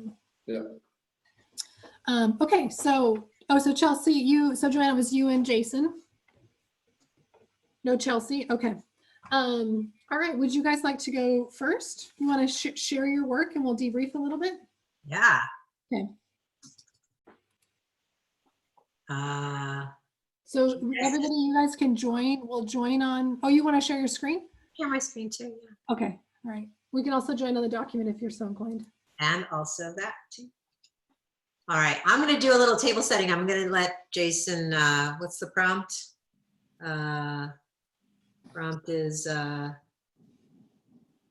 debrief. Okay, so Jason brought a dog, a dog problem. So the issue was, should they get another dog? And so we just had a little conversation in which he told me all about why, what was the issue with the dog. And then eventually when we ended up just sort of sorting it out, we ended up with a couple different categories, stuff about like Jason's relationship to this issue with the dog. We talked about his kids, we talked about his wife, we talked about his current dog, Tank, who's a very important stakeholder in this. And then we had some conversation about pure breed. So then I'll turn things over to Jason to talk a little bit about details. Let's see. So, yeah, so we spend time watching videos of dogs and cats on YouTube.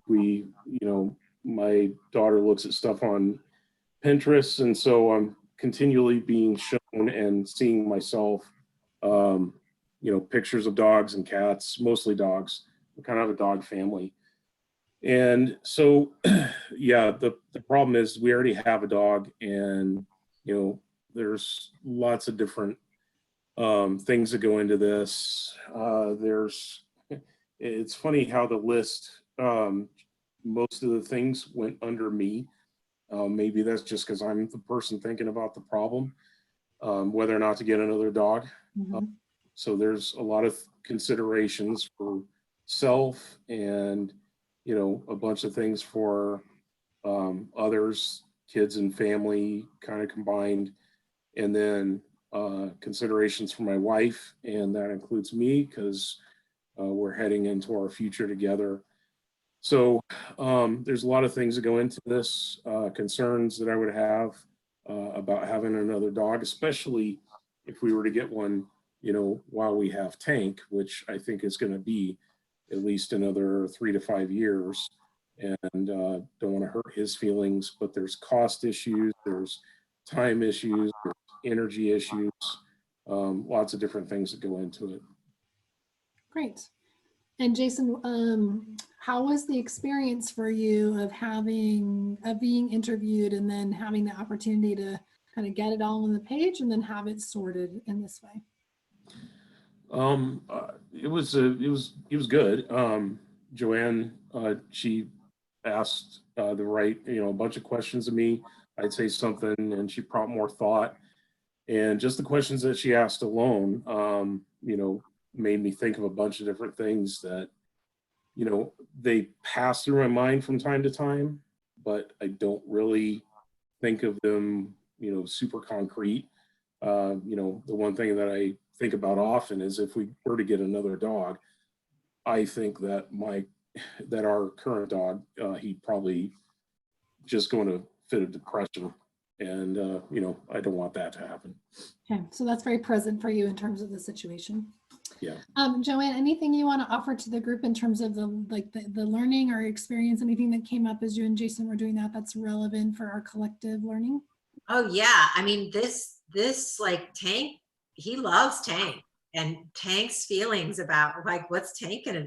So there's two things that really jumped out, and it was really about Tank's like super chill. He's like the best dog, and then they've got Hope, who's gonna be 15, and as soon as she's out and out the door, that means Jason and his wife are going to be stuck taking care of this dog. And so that laid under the surface of the surface, which was like, do we get another dog? So it's not really about the dog, it's about something else. So that was super exciting to discover. Great. Cool. Anything else before we'll turn the tables? Okay. Valerie, you want to share your screen? And and while you're doing that, I'll set the table just a little. So we also talked about dogs. In this case, Valerie already has a lot of dogs. It has a current situation happening with her dog. So I'll let Valerie share that with us. Shannon, do you want me to share my screen? Yeah, share your screen with our scope template. Okay. I'm trying. Can you see that? Good. It's good Excellent. practice. Yeah. Yes, so we also talked a lot about dogs, which is hilarious. So I have 3 dogs. They are quite large, and so we have a crappy fence in the backyard that does not contain the dogs, and so it means that we spend a lot of time taking the dogs out, because we take the one out on a leash. We take the other one can go out. He doesn't have to be on a leash, but you do kind of have to goaltend to make sure he doesn't decide to pull down the fence and hop over. And then the third dog does actually go out and get out a lot, and we kind of let him do that because he can be trusted. But he's also quite stubborn, so sometimes that results in me not being able to leave for work, or Tim, my husband, not being able to come to bed when he wants to because we're waiting for the stubborn turd of a hound dog to come back in the house after he has escaped out of the backyard. So the problem was sort of about how to contain the dogs, and also, and as we kind of talked through it, recognized a few other things that weren't even initially on my brain, which were some safety issues, some concern about the neighbors, and if the dogs are out in their property, getting out onto the highway and getting hit, that kind of thing. And then also just recognizing that the dogs would be really happy if they could just go out in the backyard and hang out. But they're inside most of the time because it actually requires us to be out with them when they, in order to keep them in the backyard. Great. In the interest of time, I'm tempted to ask, but I think I'm just going to tell so that we can move on. There were a couple of things that happened that I want to share with the team. And the first is that Sam, as he was in her empathy interviewing Valerie, had the temptation to get into solutions. So asking her, well, Valerie, what if you just built your fence higher? Are your dogs diggers? Because then maybe they wouldn't, would they go under the fence? Because then if it was higher, they couldn't go over. So just an awareness and a supernatural tendency, right? It's actually really illustrative of what we were talking about earlier, which is as a group, we tend to be sometimes in situations, sometimes we're in solution, right? Sometimes we're in outcomes. So just being aware of that when you're in the process of trying to help somebody else clarify their situation, to self-moderate, to stay out of solution if you can. And then Valerie already shared that there were a couple of other points that came up that were helpful once we had finished. So once the context was sorted or the situation was sorted, she was able to see clearly, oh, I think there's a couple things missing. What we could have done that we didn't do, as I'm looking at the work that Joanne and Tim did, is we could have taken this other bucket, Tim and the dogs, and actually made 2 other buckets, one for Tim and one for the dogs, and that might have even made it more clear. Joanne, anything you see or hear that you want to put a pin on? No, but I think you guys have uncovered some interesting stuff. I can't wait where you go with the problem statement. Okay.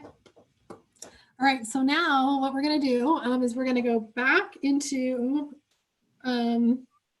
our groups, and we're going to practice. And I'm hopeful these prompts are, yes, they are. So we're gonna do the process that you saw Joanne and I do in the cooking show, which is upgrading your problem statement, your first, your presenting problem, and then working to craft an intent statement, going through the 2 questions. Why is that a problem? And then what causes that a problem, or how did we get here? So you're going to take each other through that process. And it looks like Chelsea is at least joining back on audio. So hopefully she can watch that process join with you and Jason. We're a little slightly behind time. It's 2:20.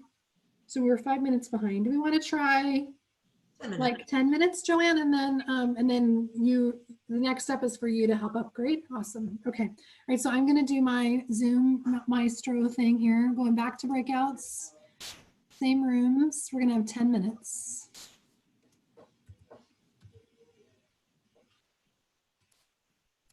Okay, here we go.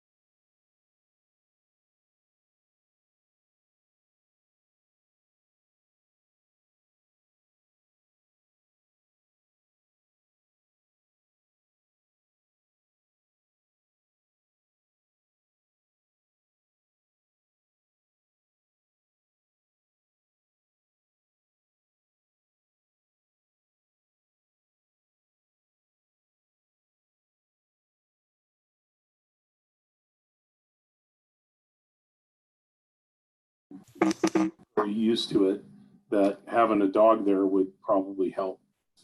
Yeah. Cool. Hello, big group. Oh, you're muted, Shan. You're muted. Okay, thank you. You are. Okay, welcome back, everybody. All right, we are, where's my design? It's 2:30. We're in our oh good, we have time. Okay, so we're in our 2:15 slot of practicing writing our intent statements. So Joanne, who would you like to have go first? If you guys go first, because we didn't get to the problem statement, and we could actually use the group's help to help us find a problem statement. Okay. You group two? Yeah, so how about I share the screen and I can, you facilitate and Valerie and Sam can talk about our work and I'll be the scribe. All right. So so first thing, since Jason and I were not with you, walk us through where you started and where you ended up. Valerie, go ahead. So we kind of updated that initial problem statement to we are unsure how to keep the dogs safe while they are outside without overtaxing Tim and myself. So that's my husband. That was where you started your draft problem? We actually went with this one though. I'm going to delete that. Oh, that's right. Yep. Thank you. We are unsure how to offer the dogs freedom safely. Oh, that's where you started? That's where we ended up. Oh, you ended up. You're not supposed to do a big review. No, that's where we started. Oh. That's where we started. Oh, okay. Yeah. Okay. That's where you started. I mean, it's pretty, now that you say that, it's pretty good, actually. So that's pretty damn good. Yeah. I know. All right. Sam gets credit for that. So, all right. So then just walk Jason and I really fast through the, what is that a problem? What uncovered? Yeah. So I started with, why is it a problem? Because right now we're keeping them safe takes a lot of our time. It means that they don't get as much freedom because we don't take the time to take them out, or it's really inconvenient to us. And then where we kind of got a little deeper was our dogs are totally our kids. We don't have human children, we have furry children. And so giving them the best life that we can is really important. And so when we're not doing that, it makes us feel like we're not being the best puppy parents that we can be. And that makes me feel bad, ultimately, that we're not giving them the best possible life. So that's kind of where we ended with, why is that a problem? Okay, good. And then what caused the problem was, initially we have a fence that doesn't keep them safe. Yeah. And how we got there was that when we decided that we really needed to somehow contain them because these dogs like to wander, we didn't have the money to put in a good fence. And so we basically stole fencing from another part of our property that really isn't meant to contain dogs, and we repurposed it for the backyard. And we, at the time we didn't really have the resources to put in a fence that would actually contain them and keep them safe. Yeah. So you guys started out with, we are unsure how to offer the dogs freedom in a safe manner. Do you have an upgraded problem statement? We do not. Where would you be able to, given the new context that you came up with? So, I'm seeing best puppy parents, not having money for the fence. So is there any upgrade to the problem statement that you can see based upon this new understanding, a deepened understanding of your context?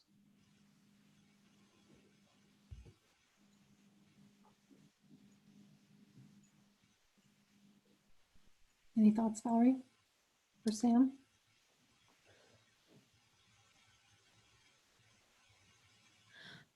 So, and I'm not sure if this answers the question or not, but I think, how we got here is that at the time that we got these dogs, we didn't have the money for a good fence. I'm not sure that that's really true anymore.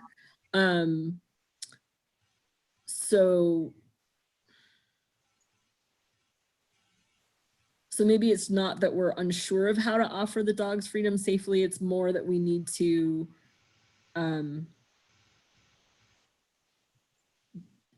decide how to do that. I don't know if that's quite right, but Are you essentially trying to say, Valerie, that there's more options available now? Like the resources are no longer, what caused this initial problem doesn't exist anymore in terms Right. of affordability of the fence? Yeah, or at least there's certainly more options now than there were when it initially became a problem. So now at this point, you are needing to offer the dogs more freedom safely. Yeah. So I'm almost hearing that the problem statement is we do not know what are the best options. So it's actually a process question, is what I'm sensing, right? Yeah, I think that's right, because we've started to have some conversations about upgrading the fence essentially, but we're sort of running into not sure how to do that. Yeah, right. So it's what you're essentially doing is you're turning this whole thing into a how do you find out? It's not about finding the solution. It's actually about how do you go about finding out the solution, which is actually this is actually a really good upgrade, because what your intended outcomes are is going to point you to how you're going to find that solution. So let's do this real quick. Therefore, the intent of your problem solving, or the change that you seek to make, is, if we were to forward face this problem, is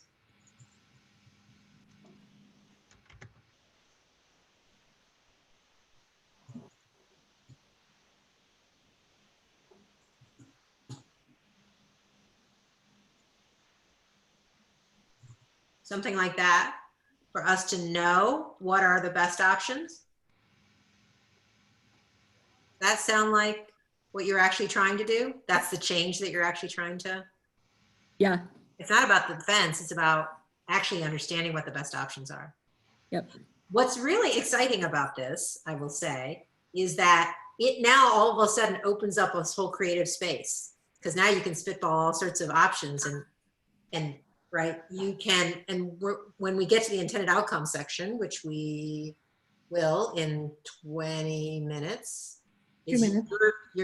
you're 5 minutes. your team is gonna help you spitball what all the intentions that are gonna intended outcomes that are gonna be really helpful to know that you're gonna be able to find that best option. Does that make sense? Yeah, I like it. Yeah, I like it too. You guys actually started out with a much better draft problem statement than most groups. So Nice this, job, Pam. this is a nuanced point. That kind of makes sense? Yeah. Yep. All right. Let's quickly put Jason and I back in the hot seat, because we didn't get as far as you guys, and then we'll just see what happens after this.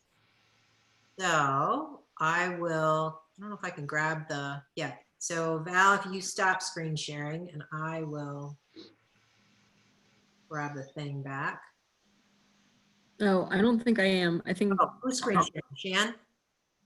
No, I don't think so. Someone's screen sharing. You're viewing Shannon Rushcall's screen. My screen share? Oh, I am. Okay, so now you should be able to see. All right. Can you blow? Yeah. Yeah. Good? Awesome, much better. Okay. All right, so we started with the draft problem statement. We'd like to have another dog, but we're worried that the maintenance and the effort might be too high. So we know it's something around there. And then we did, why is it a problem? Why is it a problem? Why is it a problem? And we only got to one round of what causes that to be a problem. This was interesting to me, because what causes that problem didn't feel quite like the most natural. So this is the reason why there are a couple of variations of this question. What we were trying to do is we're trying to dig a little deeper. And so we took the why is that a problem? And the why is that a problem is really fascinating because we went from maintenance effort to realizing that the why is that a problem was really because Jason and his wife want some flexibility to travel as they get older and once they get the last kid out of the house. And so this is actually the problem that he wants to solve, and he doesn't want to have to feel guilty about a dog or have an extra burden, right? So there's this tension between wanting to have freedom and flexibility once they become empty nesters, and then also wanting to do right by the dog. So that was my big insight. I don't know, Jason, how do you feel about that? Yeah, and you know, one of the statements we didn't finish under what causes that problem is, and we just because we ran out of time, was about the fact that I think having a dog would be good for us. Oh yeah, that's Where right. the real struggle is. Yeah. So You part know, of we it, have to do things, but having had 5 children in our house for such a long time, it would probably be a good thing to have, you know, another thing with personality in our house. so that tension. So group, can you help Jason and I come up with an upgraded problem statement based upon what you just learned about our problem? And I'll start it with this, Dan. We do not know if or power. We do not know is usually the better stem. Can someone just offer some language? It sort of reminds me of the cooking show that you and Shannon did, where it's kind of a balance. It sounds like kind of a balance problem. We don't know how to balance Oh my God, you're right. desire for another dog with the desire to travel. Our love of.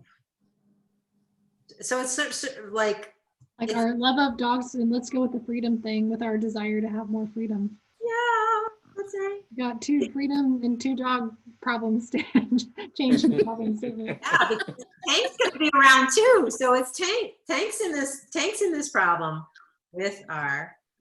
Jason, does that would you put it that way? How would you Yes, put I it? would.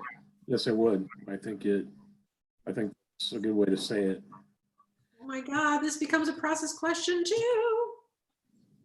This is great. All right, so let's go ahead and just for the sake of this demo, let's go ahead and turn that into an intent statement. So which is just put it in the positive.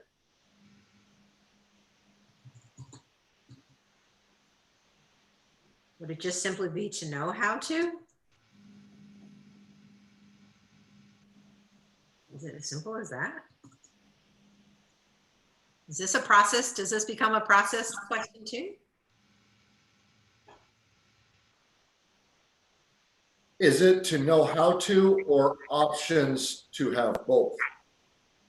Well, that's interesting. Jason, what do you think? Is it more options to have both? Actually, I think it is, you know, how to balance. How to have both of them, maybe? Yeah.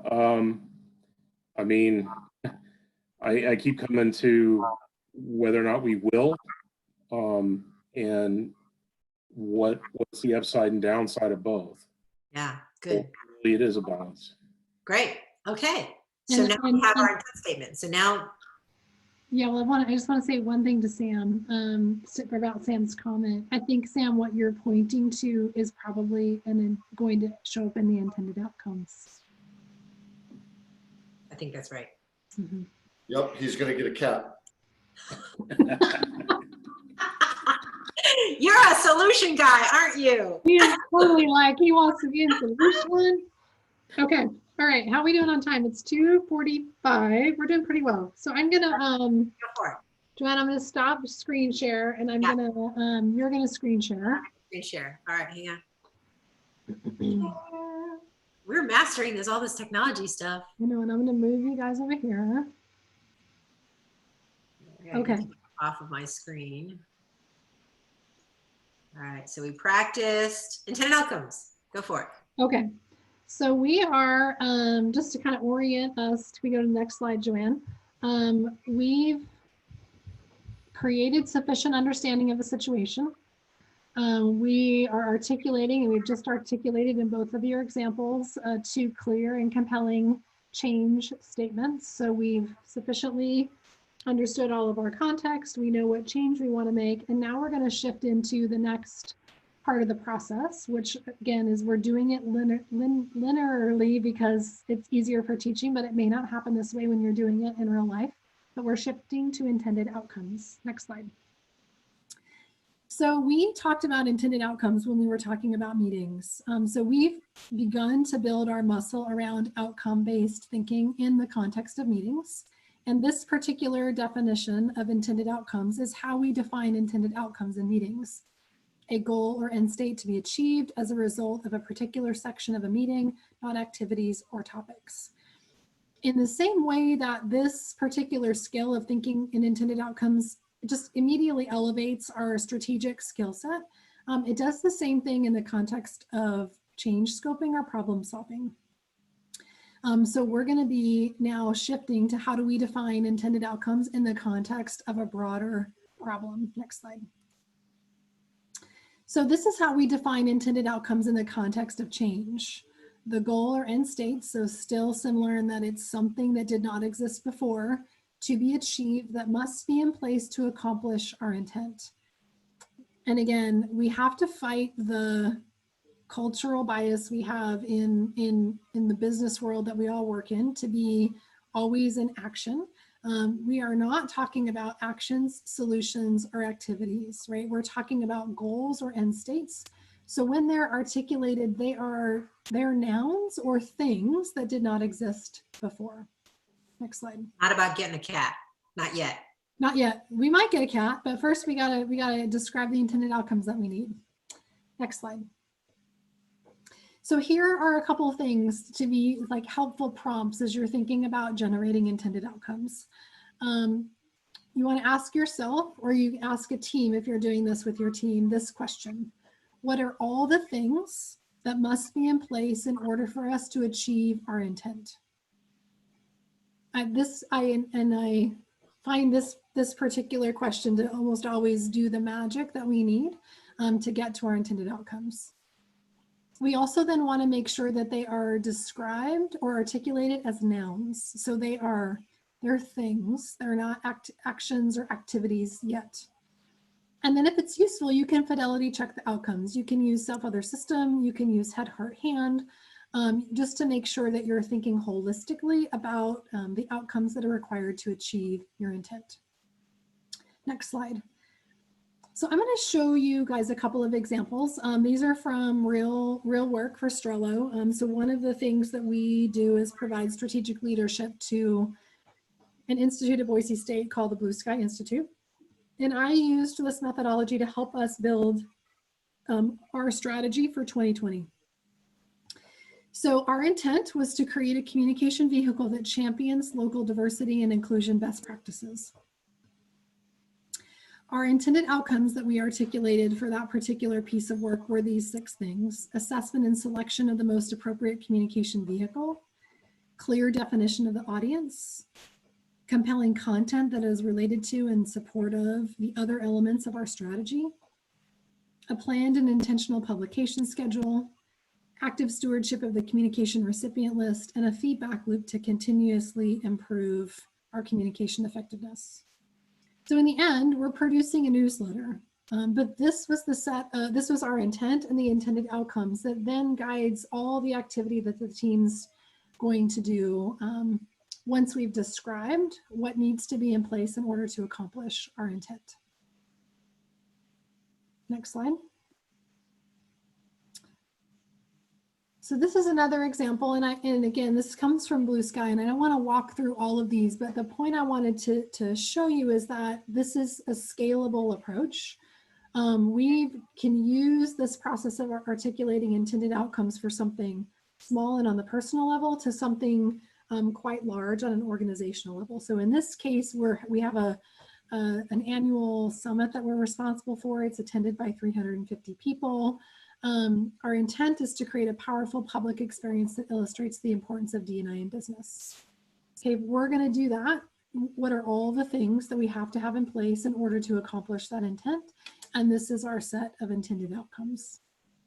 So we're taking the time to think through and articulate the intended outcomes before we dive into action, because it elevates our work to something that's more strategic and ultimately more sustainable, particularly if we have articulated a change statement that is as close to the trunk of the tree, to use our tree metaphor, as possible.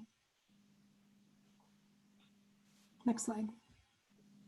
Okay, so thoughts or questions before we go back into our groups?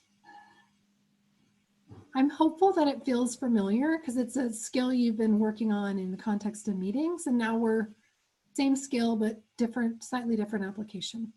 Joanne? I have just an observation I want to make. Yeah. So here's something like that a lot of people do, like they would put on a conference, right? And it's like, well, we got to do this, and we got to do this, and we got to have a, I don't know, a word cloud or Twitter bomb or whatever it is.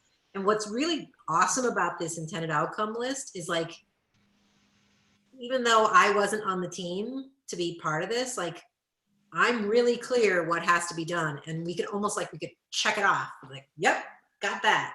Yep, we have clarity on, right? And it makes this whole, like, really scary thing, this public experience, blah, blah, blah, really clear. And, like, if you had a team, you could essentially deploy your team to go do this, do this, do this, right? And it just makes, like, something that could be scary and complicated and potentially conflict creating into something that's really strategic and actionable. Like, this is a great example of that, I think. Cool, thanks. Okay, so it is 2:52. I'm gonna suggest that we maybe just try maybe 5 minutes of practice, Joanne? Yeah, 5 minutes. Okay, and then we'll come back together. So let me do my magic. Zoom, how do I get to the... Sorry, stop share.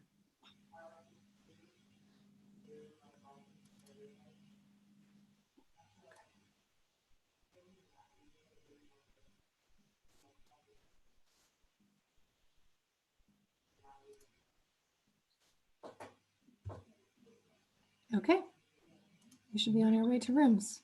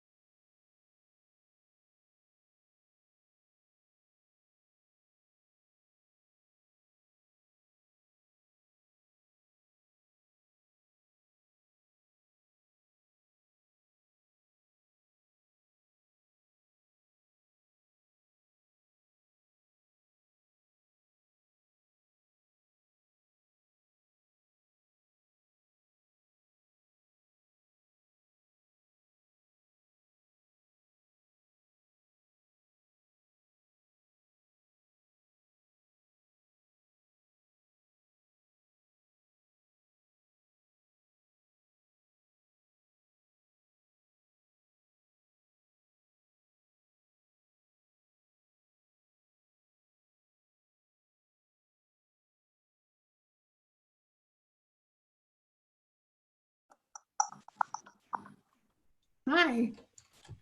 No. That was a fast 5 minutes. Yeah, that was That very. felt like 2 minutes. I thought it was 2 minutes too. I was like, how could there only be 30 seconds left? Okay, so we would, at this point in our design, we're at step 3 of our 240 time slot on scope outcomes. We technically have a minute left, although I don't think we necessarily need 10 minutes for the next section. Who would like to go first? I volunteered Jason to go first. No, thank you. Okay. Jason, do you wanna share your screen? Oh, which one are we?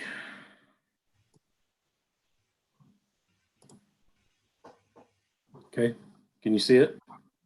Yeah. Okay.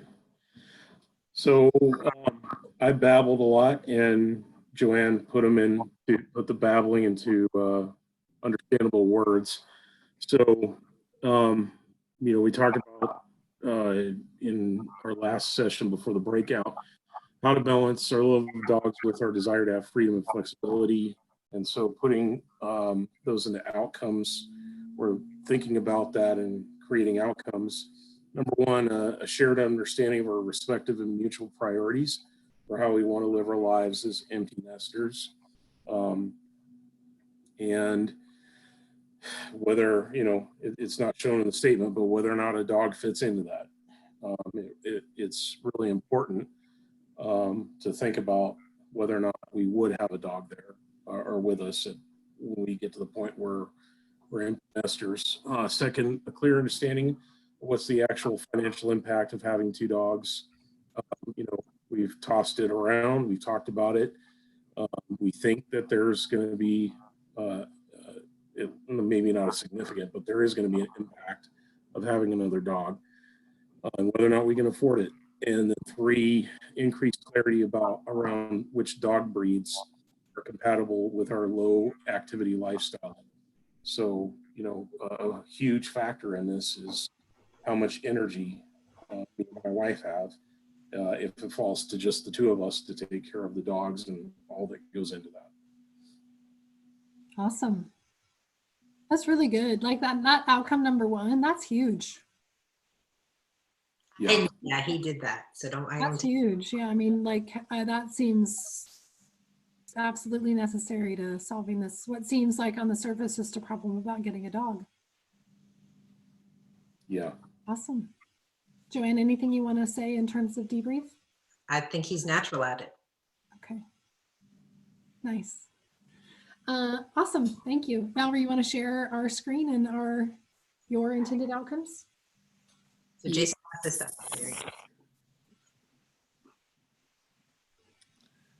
Let's see. Oh, hold on. There we go. Okay, I was on the wrong tab. So so we came up with 3, and the third one we were just sort of starting to talk about, so we didn't really flesh that out. But our first outcome was an understanding of the cost, resources, and complexity of the different options for enclosing our yard. So that was kind of the natural first thought about sort of, given that the problem started with we have this crappy fence, it kind of grew out of that. What are the different options for how we could enclose the yard to keep the dogs safe and give them some freedom? But part of what I like about the way that we ended up writing the intent and ultimately the upgraded problem statement was it opened up, Joanne, as you said, some other thinking. So the second one was awareness of all the places near our house where we could take the dogs to run free. So there are some options around us where they can run around and have that freedom and they're safe, even though it's not in our fenced in backyard, right? So there were some other options there. And then the third one that we didn't really finish was kind of a commitment to finding opportunities to, find those safe opportunities for them to have some freedom, because there is some time commitment still that is probably a part of that. So we would have to be committed to looking at those different options, basically.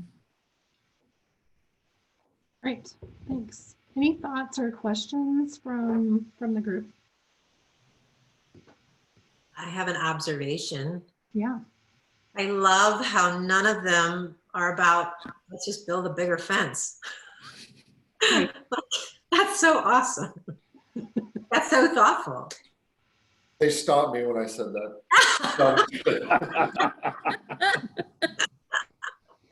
Yeah, there's a time and place for just getting work done, Sam. So I can appreciate that too. Okay. Anything, Joanne, you want to say by way of bringing our conversation about outcomes to a close? I would say the collective wisdom. This is where just sitting with it and taking a look at the intent, because what I really love about this one in particular is I thought there was going to be a whole bunch of outcomes about fences. And then when I went back and I looked at the intent and I was like, oh, this is about the dog having freedom, like, duh, right? So, and then having the collective wisdom of the room, take a look at the intent and come up with the intended outcomes that fall into that intent is, I think you guys illustrated that beautifully. I've had that experience with a team. I mean, I used this methodology with the team at Micron to craft a multi-year strategy around changing the change capability of the organization. And we had our intent, we had some intended outcomes, and we were discussing it as a team. And there was a gentleman on the team from a different group than I worked in who said something to the effect of that he was in the learning and development organizations, that all the trainers needed to be a part of our process, and that one of the outcomes is that they had a shared understanding of this particular methodology so that it could be a part of their work as well. And it became a whole, he was absolutely right, but it became a whole other body of work that was about achieving our intent. And had we not included him in that conversation and taken the time to think about outcomes up front, our strategy would have been incomplete, and therefore the change we were trying to create would have been less sustainable. So it's a great point. Okay, if there are no further questions, then we're going to transition to our 3 o'clock slot, just a couple minutes after 3. And Joanne, you'll share your screen again. And we are, Sam, we're moving into your territory. So we're moving into the part of scope, which is plan. Actually, nope, sorry. Joanne, there's one more slide, I forgot. I included this because I want to make the point about the scope process that it is really scalable. So it's possible to use it in situations like we've experienced today. It's possible to use it for a communication vehicle, an event for 350 people. And in this case, I used it for a big global project. So that's the point, is just to illustrate that it is fully scalable, and the benefits of using the process are there regardless of the size or the scale of the work. So with that, let's go to the next slide.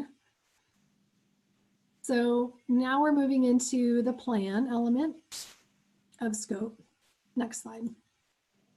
So after we have, and again, non-linear process, but we're teaching it linearly.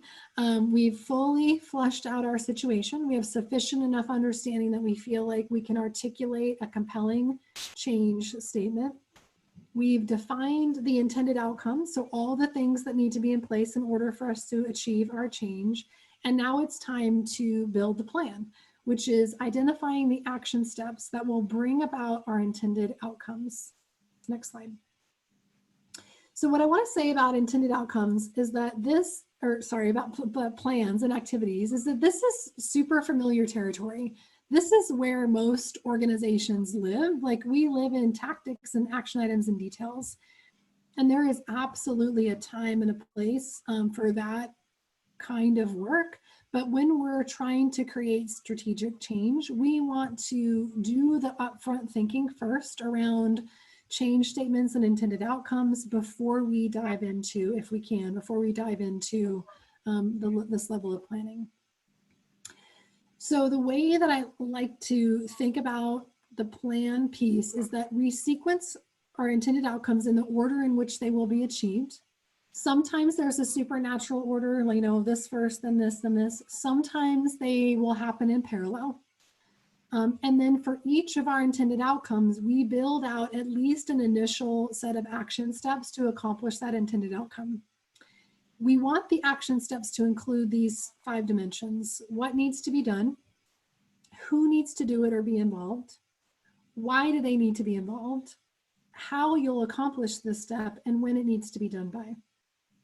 And a couple of things I would say is that we're totally used to talking about what needs to be done. We're pretty used to saying who needs to do it. We're not accustomed to saying why they need to be involved or why they need to do that. That's really important because it creates transparency in the process and it builds people's ownership over their involvement in the work. The other thing that we're not typically used to spending time talking about is the how. So how we'll accomplish a particular step. That's important because a group tends to you've taken all this time to keep the group aligned around the problem that you're going to solve. We tend to start to fragment around the how conversation because we don't take the time to have it. So we agree on what we're going to do. We don't talk about how we're going to do it. And then lo and behold, we actually disagree oftentimes quite loudly about the how. And so then the work of the change and the work of the team starts to fragment and splinter. Next slide. So this is the same slide from the last example of the big global project. So and this is a real life example. So we took the first intended outcome, which is a data-driven business case that substantiates the need for the employer-employee value proposition. And then we articulated for that particular outcome what was the step, who would do it, why that particular person or team was involved, how they would do it, and by when. So a good example about why we would include, you know, the rationale for somebody's involvement is this second step around, I mean, it's the 4th step around finalizing the EVP business case. You might make the assumption that that's going to just be done by the project lead. In this case, we said it was the core team. We're making explicit that the whole team needs to align. And we're making explicit that the way we're going to do that is in a working session with the project team. So we're keeping the group together as we do the work when we are explicit about these dimensions of the plan. I'm trying to think if there's anything else I want to say about this. When I do this work with a team and when I've used scope, it's typically at the upfront of a project, right? So we go back to the phases of our problem solving cycle. We know there's something that needs to be done. We're triggered to take action. If you take the time to use the scope document up front, it becomes the strategy document for the team. And once we've fleshed out a plan for the intended outcomes, it's at that point that it transitions to whatever your standard project plan, templates or methodology is. And then we move into using our new meeting skills, like we move into seamlessly managing the work in whatever standard rhythm that we would use as a project team. So the scope up at this point is a strategy document, and then we can move it into our standard project execution methodology or whatever it is we use within our organizations. So with that, I'm going to pause and see what questions are there.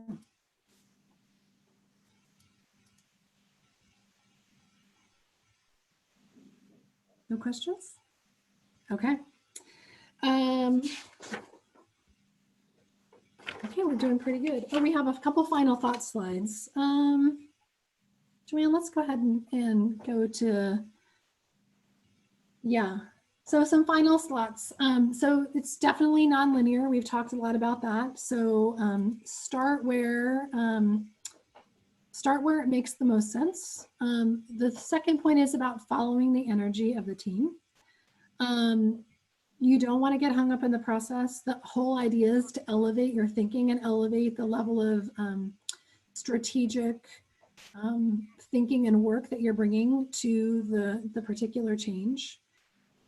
Following the energy of the team is about engaging them from a head, heart, and hand perspective. So be guided by where there's energy from the team. One of the things that Joanne likes to say is that the right intent statement is the one that the team has energy to solve. So sometimes we might be solving slightly, above where we'd like to be on the tree, but that's where there's the most energy from the team. And that's an important cue, I think, to take. And then the last thing I would say is that, and I said this earlier, the scope document is a strategy document. The other thing that it's excellent for from that perspective is that it's a great tool for delegation. So if you've taken the time to complete a scope with your team for a particular problem or project, you have confidence that their level of thinking around the strategy is aligned with yours. And now it's something that they can more easily move into execution mode, and you have confidence in their strategic direction and the impactful nature of their work. And with that, I'm going to stop talking. Can I just make one more add? Yeah. And it's also a great way to onboard a new team member, right? So you're bringing another blind person to touch the elephant.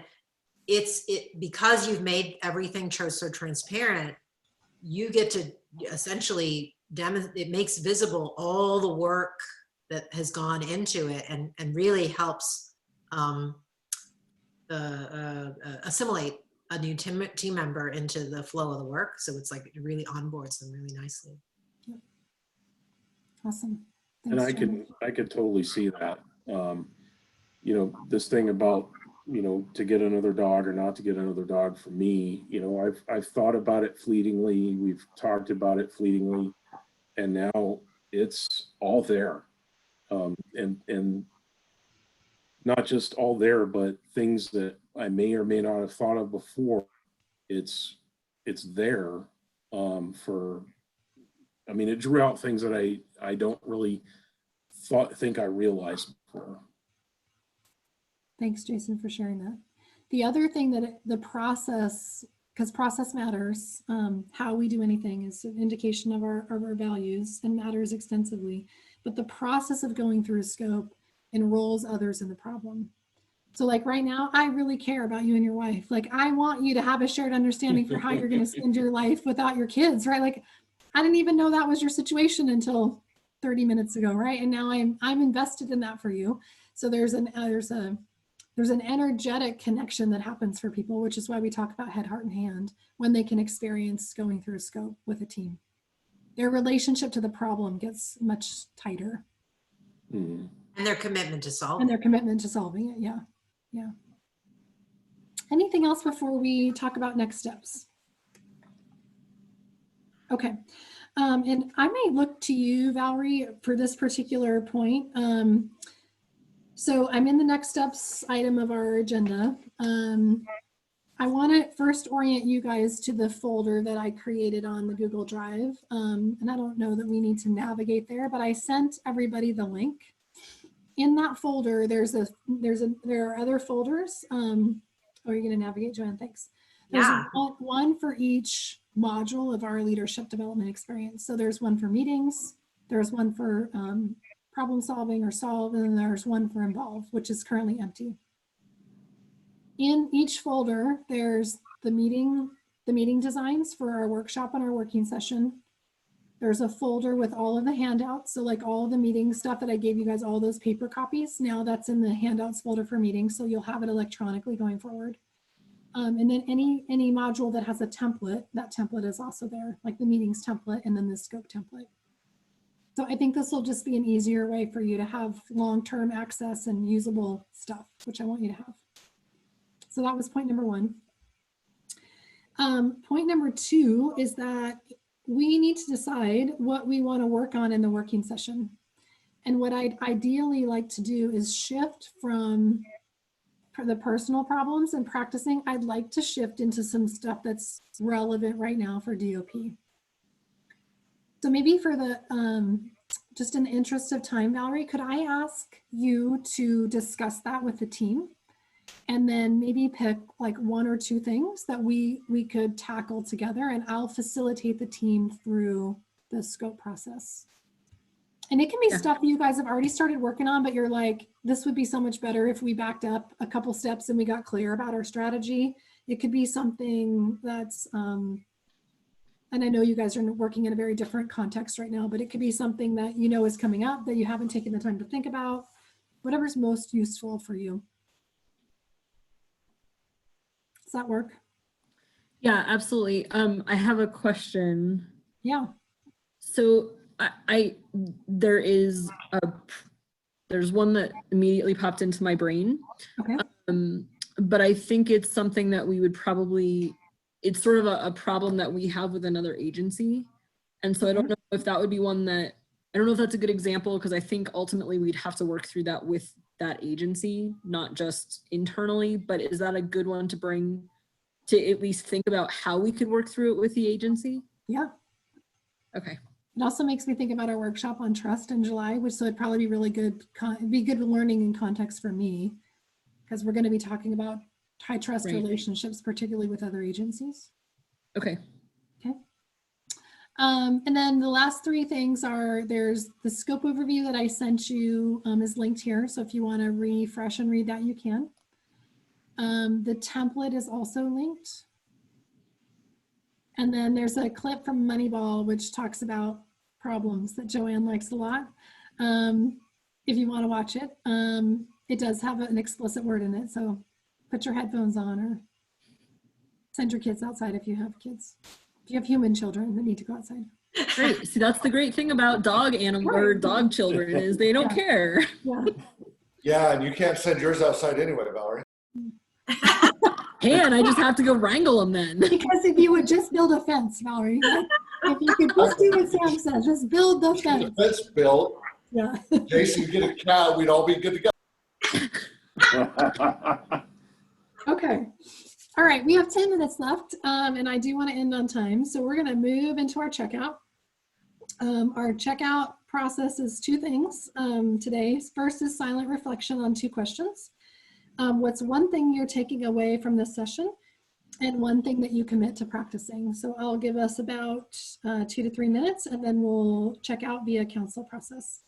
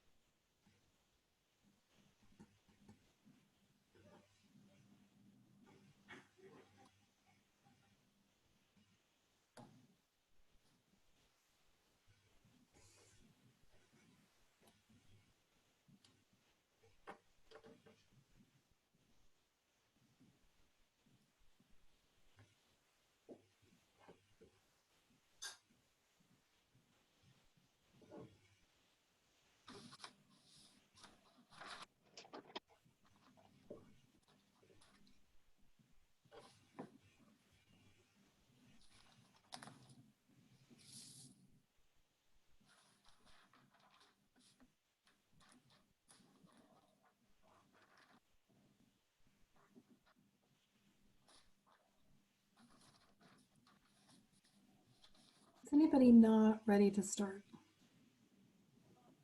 Good, okay. Who'd like to go first? I'll go first.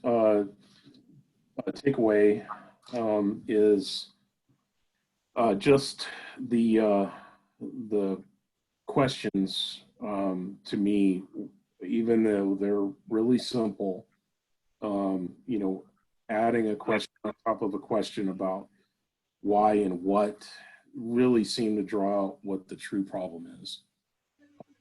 And I think that's super interesting. It's not, you know, especially for my example, it's not just about whether or not to get a dog. It really is what the future is going to hold and where a dog would fit into it. And my commitment is to support this method of problem solving and help facilitate it when DOP uses or tries to do problem solving in our division. Awesome, Jason. Thank you very much. Sam, how about you? So my takeaway from this is obviously everything above plan. Right. So, yeah. Once we get down to the plan part and execute, I'm good. Good. Everything Yeah. above that is a takeaway from me or for me. And my commitment is to start trying to utilize everything above plan. Cool. And Sam, if I may, I would just say, you know, just small doses, right? Just even a little bit more of the stuff above plan would change your approach, right? Absolutely. Yeah, cool. Thank you. Valerie? So my takeaway was really similar to Jason's, which is that the whole method like seems really simple. There's nothing that's like hard or like mind bending about it, and yet it seems really really simple. So I think that the takeaway is even those really simple things are really like, it's important to be really intentional about even the things that seem like just no-brainers, because it can make a really huge impact. Mm-hmm. And then my commitment, it's funny because we were giving Sam crap about this, but my commitment is to be more open-minded going into problem solving, as far as not just going into it thinking I'm going to build a bigger fence or something along those lines, but really being open to a sort of a wider range of possible outcomes and solutions. So great. Thank you. JC, you want to check out? Yeah, so the one thing I'm taking away from this session, which I actually accidentally modeled for Jason, is to utilize the intended outcomes worksheet as a way to help identify intended outcomes for scope 2.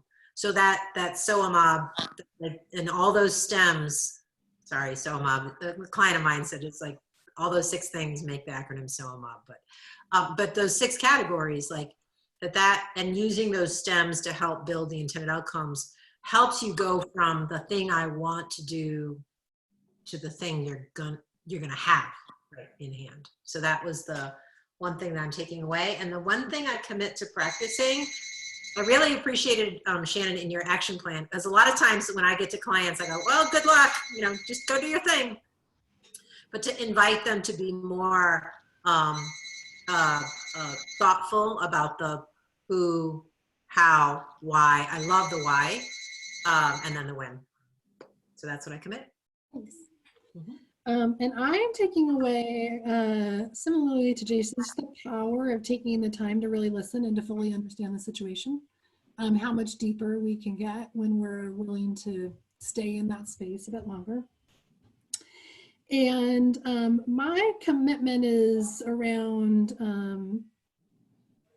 scoping more. I mean, so it's something I've used and I find it powerful every time I do it, but I have a natural resistance to actually engaging and doing it. So my commitment is to just continuing to scope more. And in that, I also am going to work on my ability to really articulate powerful intent statements. So those 2 things.